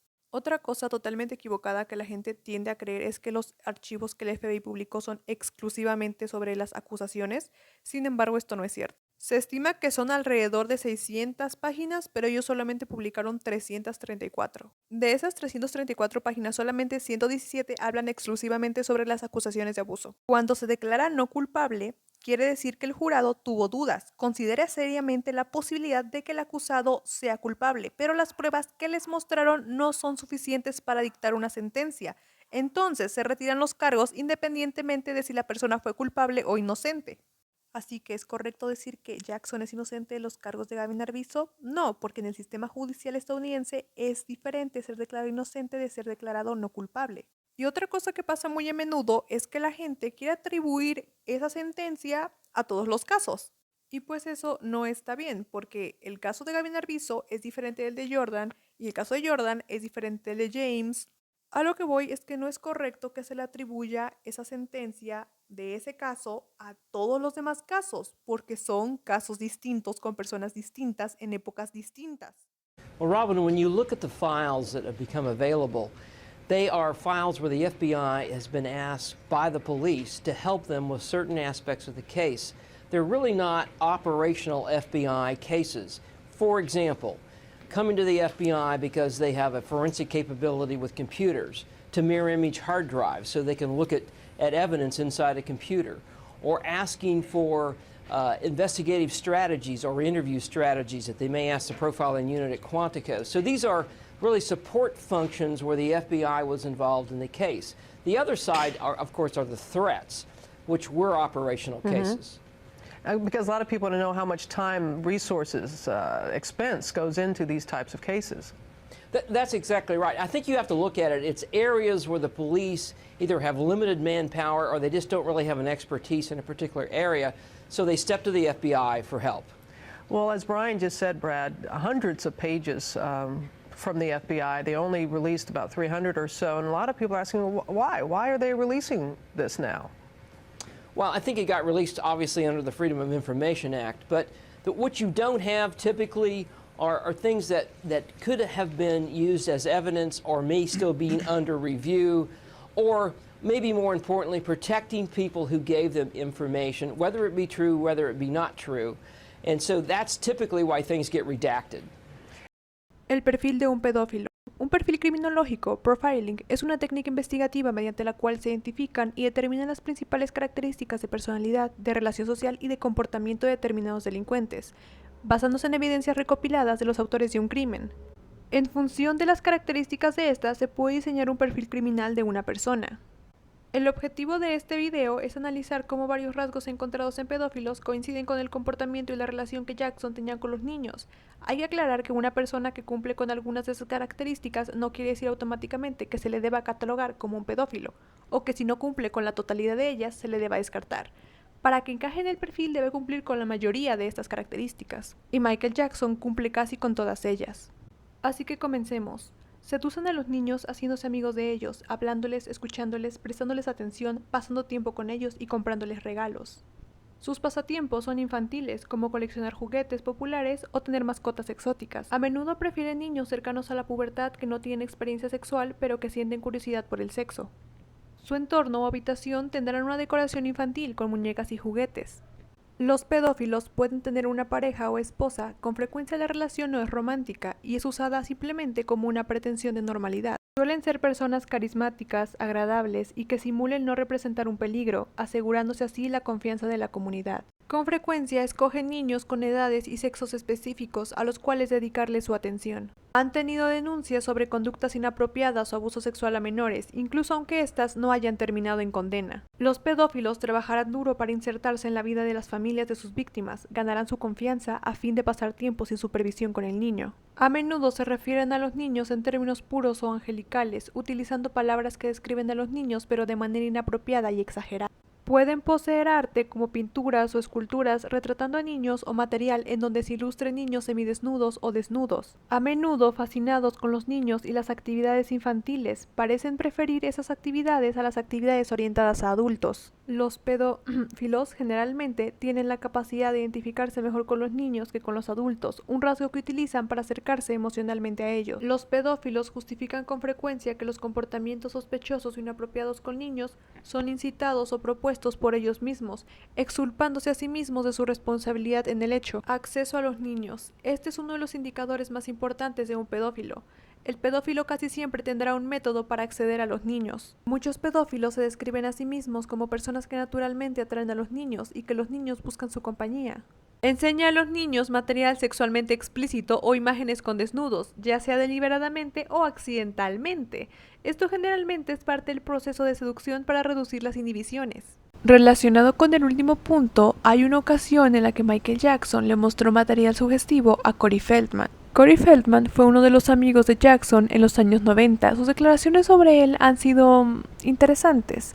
Aunque siempre ha mantenido que Jackson era un buen amigo y que nunca abusó de él, algunas cosas que han dicho no son especialmente beneficiosas para la defensa de Jackson. Una de esas cosas fue cuando reveló en febrero de 2005 en una entrevista con Martin Bashir que Jackson le mostró material cuestionable cuando él tenía 13 o 14 años. Según Bashir, Corey explicó que la razón para hacer estas revelaciones fue el nacimiento de su hijo. Él dijo lo siguiente: Were you ever shown any images that were inappropriate? If you consider it inappropriate for a man to look at a book of naked pictures with a child that's 13 or 14 years old, then your answer would be yes. Martin hace la aclaración de que finalmente Jackson no fue a la casa de Corey y que en su lugar lo llevó a Disneyland. En el camino se detuvieron en el apartamento de Michael Jackson. When Michael and I would talk about him sleeping over at my house, he'd say, "Do you have any books at your house?" Well, what do you mean? What kind of books? He'd say, well, you know, Playboy, Penthouse, that sort of thing. As long as there's books there, then I'll come sleep over.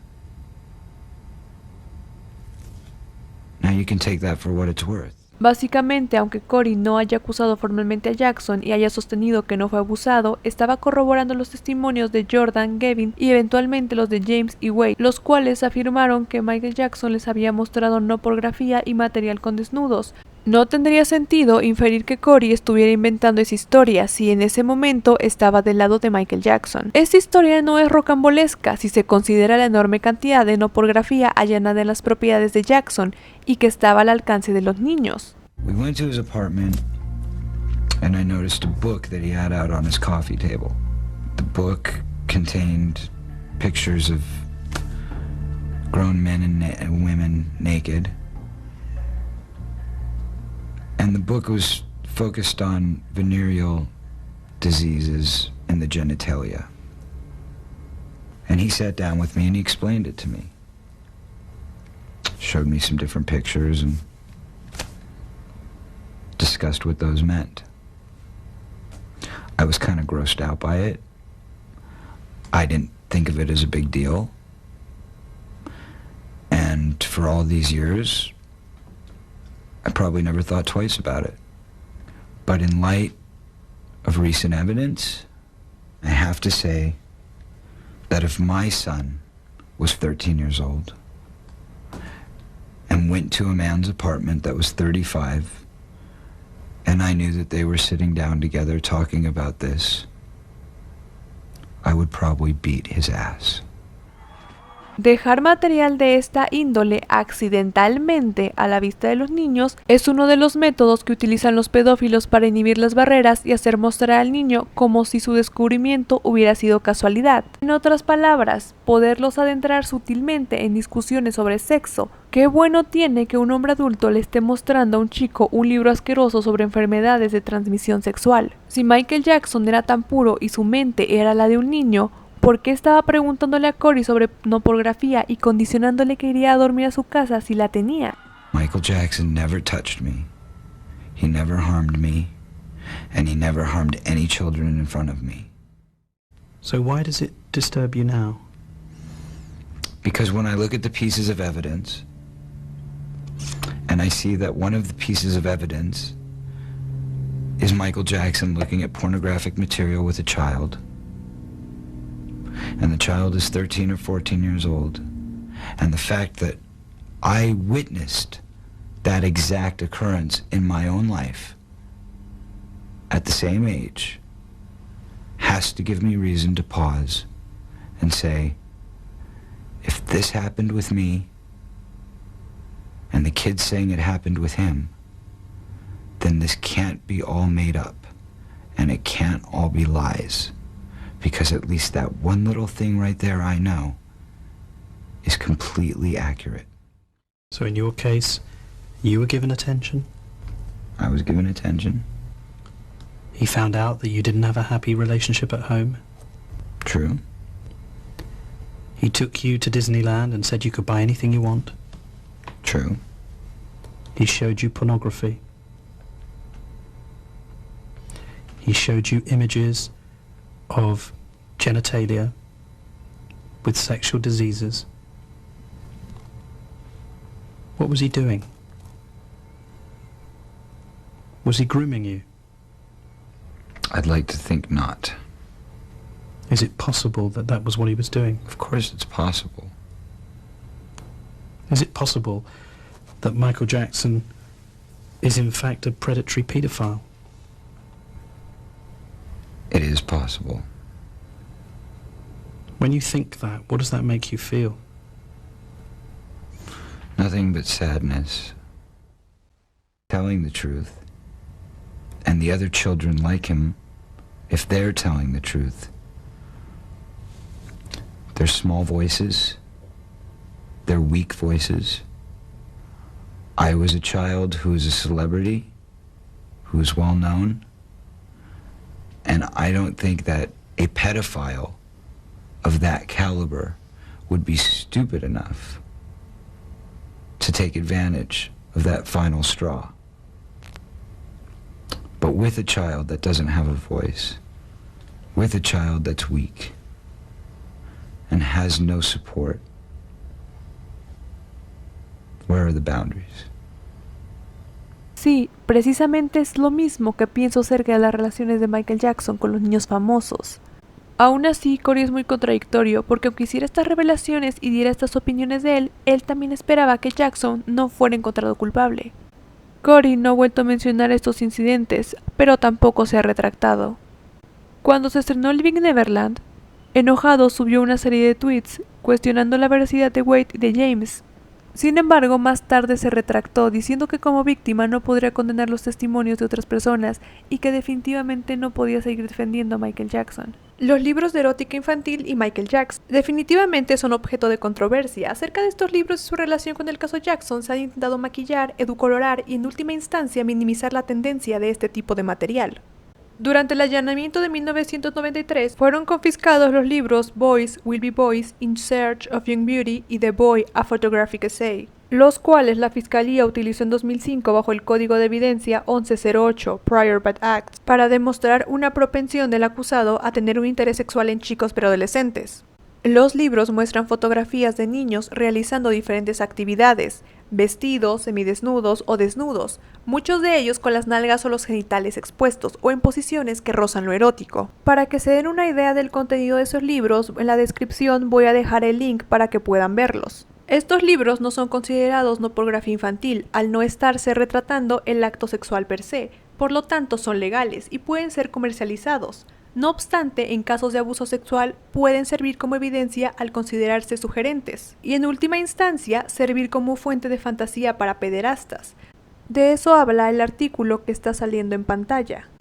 Perfiladores de pedófilos como Ken Lanning clasificaron este tipo de material como erótica infantil y agentes involucrados en el caso como Bill Warren afirmaron que los pedófilos con frecuencia tendrán este material disponible debido a que pueden obtenerlo legalmente. No es ilegal poseerlo y se usa para satisfacción y excitación sexual. El día que se habló de estos libros, 29 de abril de 2005, la Fiscalía dijo lo siguiente. Su señoría, brevemente, los libros incautados en el 93 fueron incautados en el momento contemporáneo con la evidencia presentada de conformidad con 1108. Esos libros, ambos libros son ensayos pictóricos de niños adolescentes.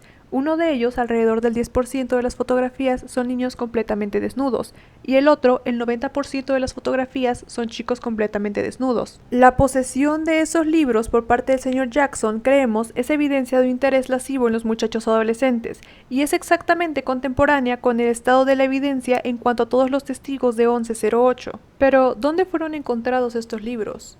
Dentro de un cajón con llave en el armario de la habitación de Michael Jackson. Esto fue confirmado por el testimonio del agente de la policía de Los Ángeles. Rosibel Smith durante el juicio y confirmado también por Bill Warren. Señor Sonnen, les voy a mostrar 3 objetos en este momento, anexos número 841 y 842. ¿Podrías echar un vistazo a esos 2 objetos, por favor? Rosibel Smith, está bien. ¿Reconoces esos 2 libros? Rosibel Smith, sí lo hago. ¿Incautó esos 2 libros? Rosibel Smith, sí lo hice. ¿En dónde? Rosibel Smith, esos libros fueron incautados en un cajón dentro del armario de Michael Jackson, en su dormitorio principal. Está bien, ¿y ese archivador está representado en esa fotografía? Rosibel Smith, sí lo es. ¿Cuántos cajones hay en ese archivador? Rosibel Smith, 4. ¿En qué cajón se incautaron esos 2 libros? ¿De qué cajón? Rosibel Smith, del tercer cajón.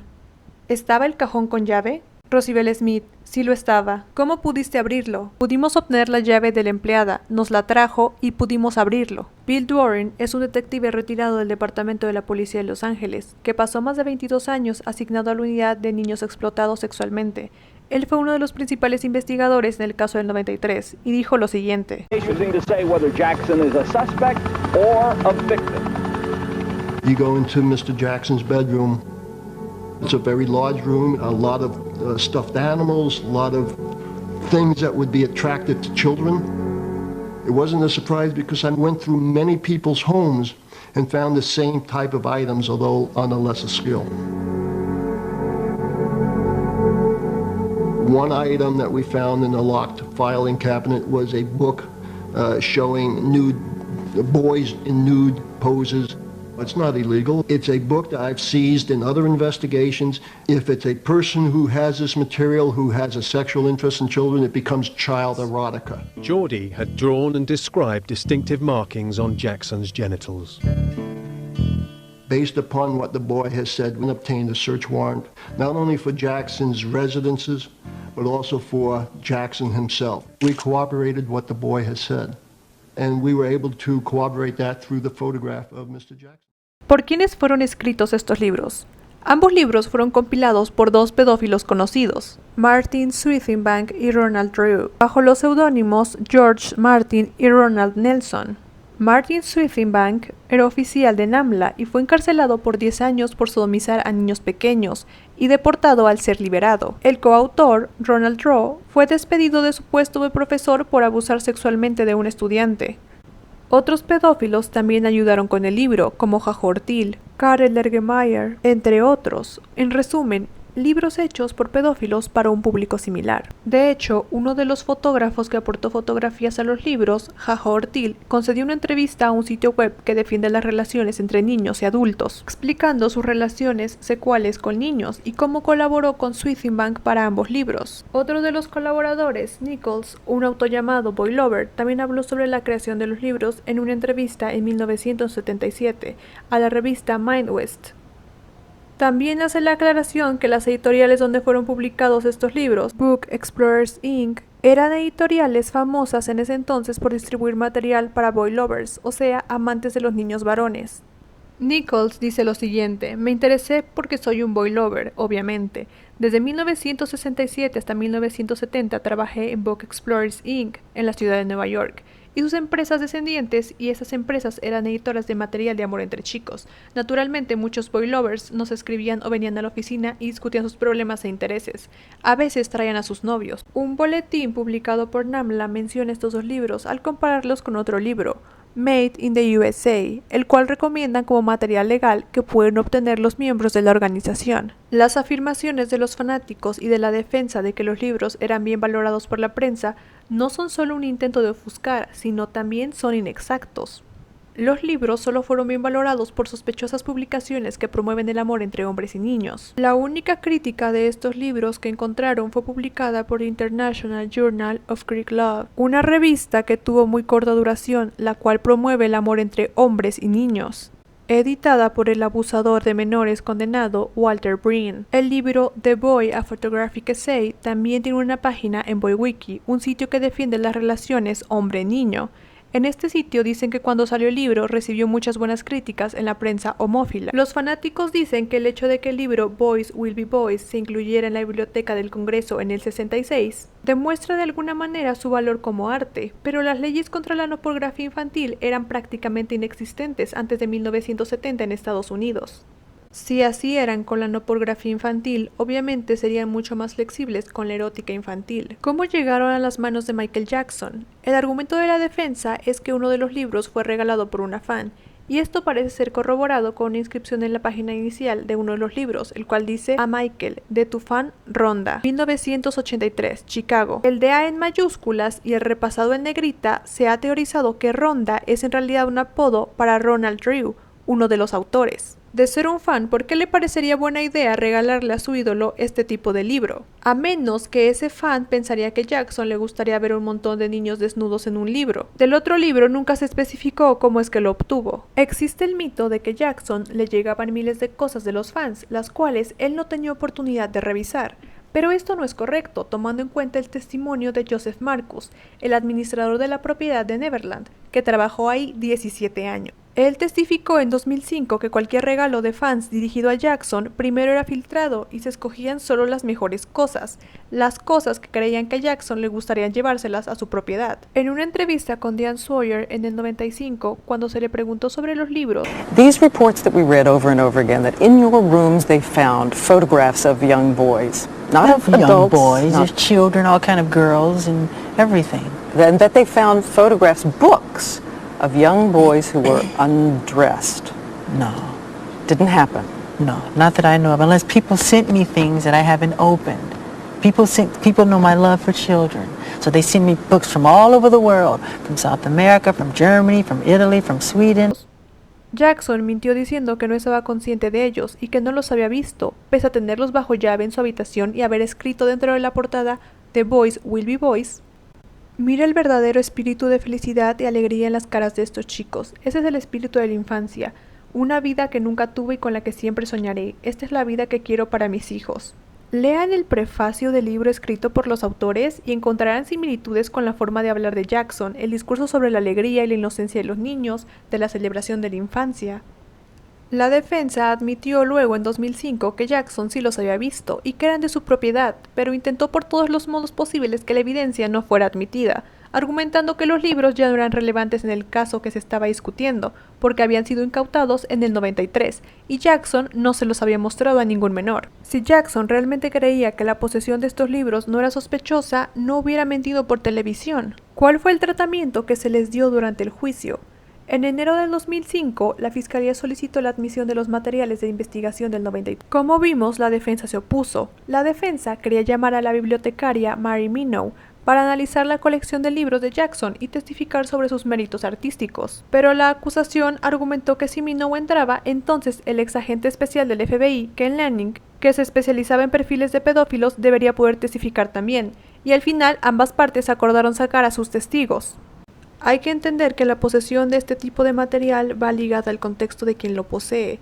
No por nada la policía los confiscó durante la investigación del 93, porque como profesionales están obligados a confiscar cualquier evidencia que sea relevante al caso. Lo condenatorio aquí no es que una persona tenga estos libros, lo condenatorio aquí es que si analizamos todo el panorama, Jackson compartió gran parte de su tiempo, así como su cama, con una asociación de niños de la misma edad que los retratados eróticamente en esos libros. Jackson ha sido acusado desde los años 90 por niños, y eso es lo que lo vuelve altamente inquietante. Este libro dice lo siguiente: tanto la no pornografía infantil como la erótica deben incautarse como evidencia cuando se encuentran en tales casos. Incluso la fotografía de niños completamente vestidos podrá ser evidencia de la motivación sexual de un delincuente o su relación con niños. Debido a que la posesión de los artículos eróticos infantiles generalmente no es ilegal, se debe considerar cuidadosamente la base legal para su incautación. Este paper es bastante interesante. Fue escrito por la profesora en leyes Mary Crowley.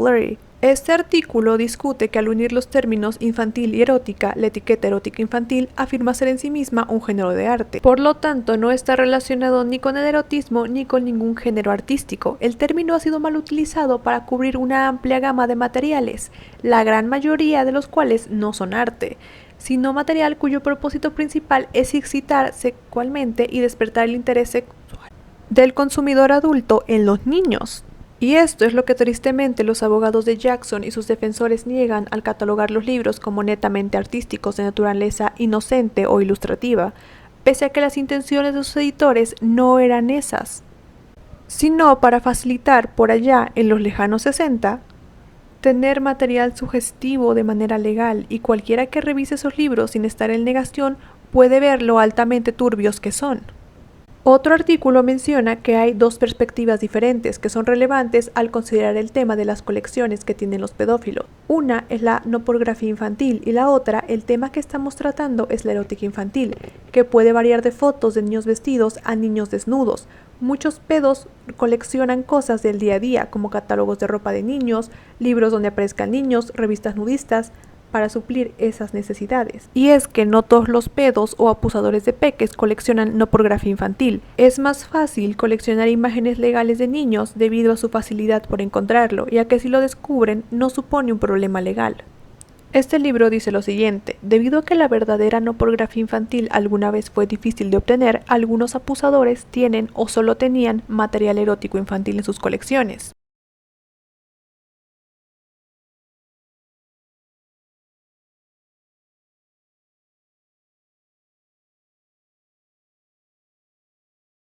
¿Tiene relación una infancia traumática con el desarrollo de un trastorno como la pedofilia? El desarrollo de una persona está fuertemente ligado con las experiencias que esa persona tuvo durante las diferentes etapas de su vida, sobre todo la infancia. Es bien documentado que el maltrato, abuso, un entorno tóxico y una dura relación con los padres en la infancia puede influir en la aparición de ciertos trastornos. Los niños cuyos padres se involucren en divorcios amargos, vivan en hogares donde el abuso y la negligencia son la norma y son expuestos a abusos de sustancias, pobreza y crimen, tienen un mayor riesgo de desarrollar un comportamiento desviado. A menudo se utiliza el hecho de que Jackson no hubiera tenido una infancia plena para intentar justificar su anhelo por pasar tiempo con niños, pero poco se habla de que precisamente este tipo de infancia puede estar relacionada con la aparición de un comportamiento desviado como la pedofilia. Porque no existen estudios que demuestren que personas con una infancia truncada desarrollen una personalidad aniñada que les orilla a pasar excesivo tiempo con niños de manera inofensiva, pero sí existe esa relación en casos de abusadores de menores. No todas las personas que tuvieron una infancia abusiva desarrollan comportamientos desviados como la pedofilia. Esto se evidencia en el hecho de que la mayoría de sobrevivientes de abuso son mujeres, pero muy pocos abusadores son mujeres. El ciclo se puede romper. No obstante, las personas que sufrieron cualquier tipo de abuso en la infancia sí tienen mayor riesgo de desarrollar estos trastornos, sobre todo si nunca buscaron la ayuda de un especialista o siguieron creciendo en entornos tóxicos. No todos los abusadores de menores estrictamente tuvieron que haber tenido una infancia traumática para convertirse en uno. También pudieron haber tenido infancias felices y normales y aún así desarrollar una fijación por niños. La aparición de la pedofilia parece ser multifactorial, por lo tanto no es completamente necesario que estén todos los factores causantes para que se presente. La infancia problemática solo es uno de los muchos factores que pueden influir. Aclarados esos dos puntos, me gustaría comenzar por cómo fue la infancia de Jackson. No es un secreto para nadie que durante su infancia Jackson fue sometido a abusos físicos y emocionales, sobre todo por parte de su padre. En la entrevista con Oprah en el 93, fue una de las primeras veces que Jackson contó públicamente cómo su padre lo golpeaba si cometía algún error, tanto que hasta expresó sentir ganas de vomitar por el miedo que le provocaba. También dijo cómo su padre se mofaba de su aspecto físico y expresó sentir tristeza por tener que trabajar en lugar de ir a jugar. En las conversaciones con Rabino también relató cómo su padre lo desnudaba y lo llenaba de aceite para luego golpearlo con el cable de la plancha, lo que en ese momento hacía que Jackson deseara que Joe estuviera muerto. Eso añadido a crecer en un entorno difícil como la industria de Hollywood, donde la competencia, el abuso, los excesos y una exposición al público pueden influir considerablemente en el desarrollo de un niño. Así que Jackson fue una víctima de abuso físico y emocional, y teóricamente también fue víctima de abuso sexual, porque exponer a un niño al sexo también es una forma de abuso. Jackson dijo que su padre lo llevaba a hacer presentaciones a clubs de striptease durante la época de los Jackson 5, y que sus hermanos le decían que se hiciera el dormido mientras ellos tenían sexo con mujeres en la misma habitación. Si fue abusado sexualmente en el sentido completo de la palabra, es algo que solo se ha especulado. Las personas que lo defienden creen que el hecho de que él hubiera pasado por todo esto lo libra de cualquier alegato. Pero en realidad este tipo de experiencias traumáticas en la niñez no son inusuales cuando analizamos los cientos de casos de pederastas. Y lo que han encontrado diversos estudios más bien es que ese tipo de infancia explica cómo alguien puede caer en el ciclo del abuso. En el libro Child Sexual Abuse, Media Representations and Government Reactions, se cita un estudio que se realizó entrevistando a abusadores de menores convictos para poder entender su psicología y lo que los llevó a tener ese trastorno. La mayoría de participantes expresaron haber tenido infancias difíciles y relaciones tormentosas con sus padres. Otro estudio, en donde se entrevistó a 329 delincuentes sexuales provenientes de centros de tratamiento, encontró que el abuso psicológico en la infancia era una variable importante en los abusadores con intereses pedófilos, más prevalente incluso que el abuso sexual. El estudio actual encontró que el abuso psicológico se asoció más fuertemente con los intereses pedófilos, respaldando la idea de que otras formas de maltrato infantil, más allá del abuso sexual, pueden contribuir a una preferencia por los niños más pequeños. En otras palabras, puede ser que el abuso psicológico en general contribuye a una preferencia por víctimas menores. Una limitación que tienen algunos de estos estudios es que el conocimiento de ese abuso en la infancia proviene de las palabras de los propios criminales. O sea, estos reportes puede que sean falsos o exagerados para justificar sus crímenes o inspirar lástima. Por lo tanto, en 2015 se publicó un estudio en donde por alrededor de 30 años se siguió un grupo de jóvenes que se sabía habían sido sujetos de maltrato infantil, para comprobar si en su adultez era más probable que cometieran algún crimen al compararlos con un grupo de control.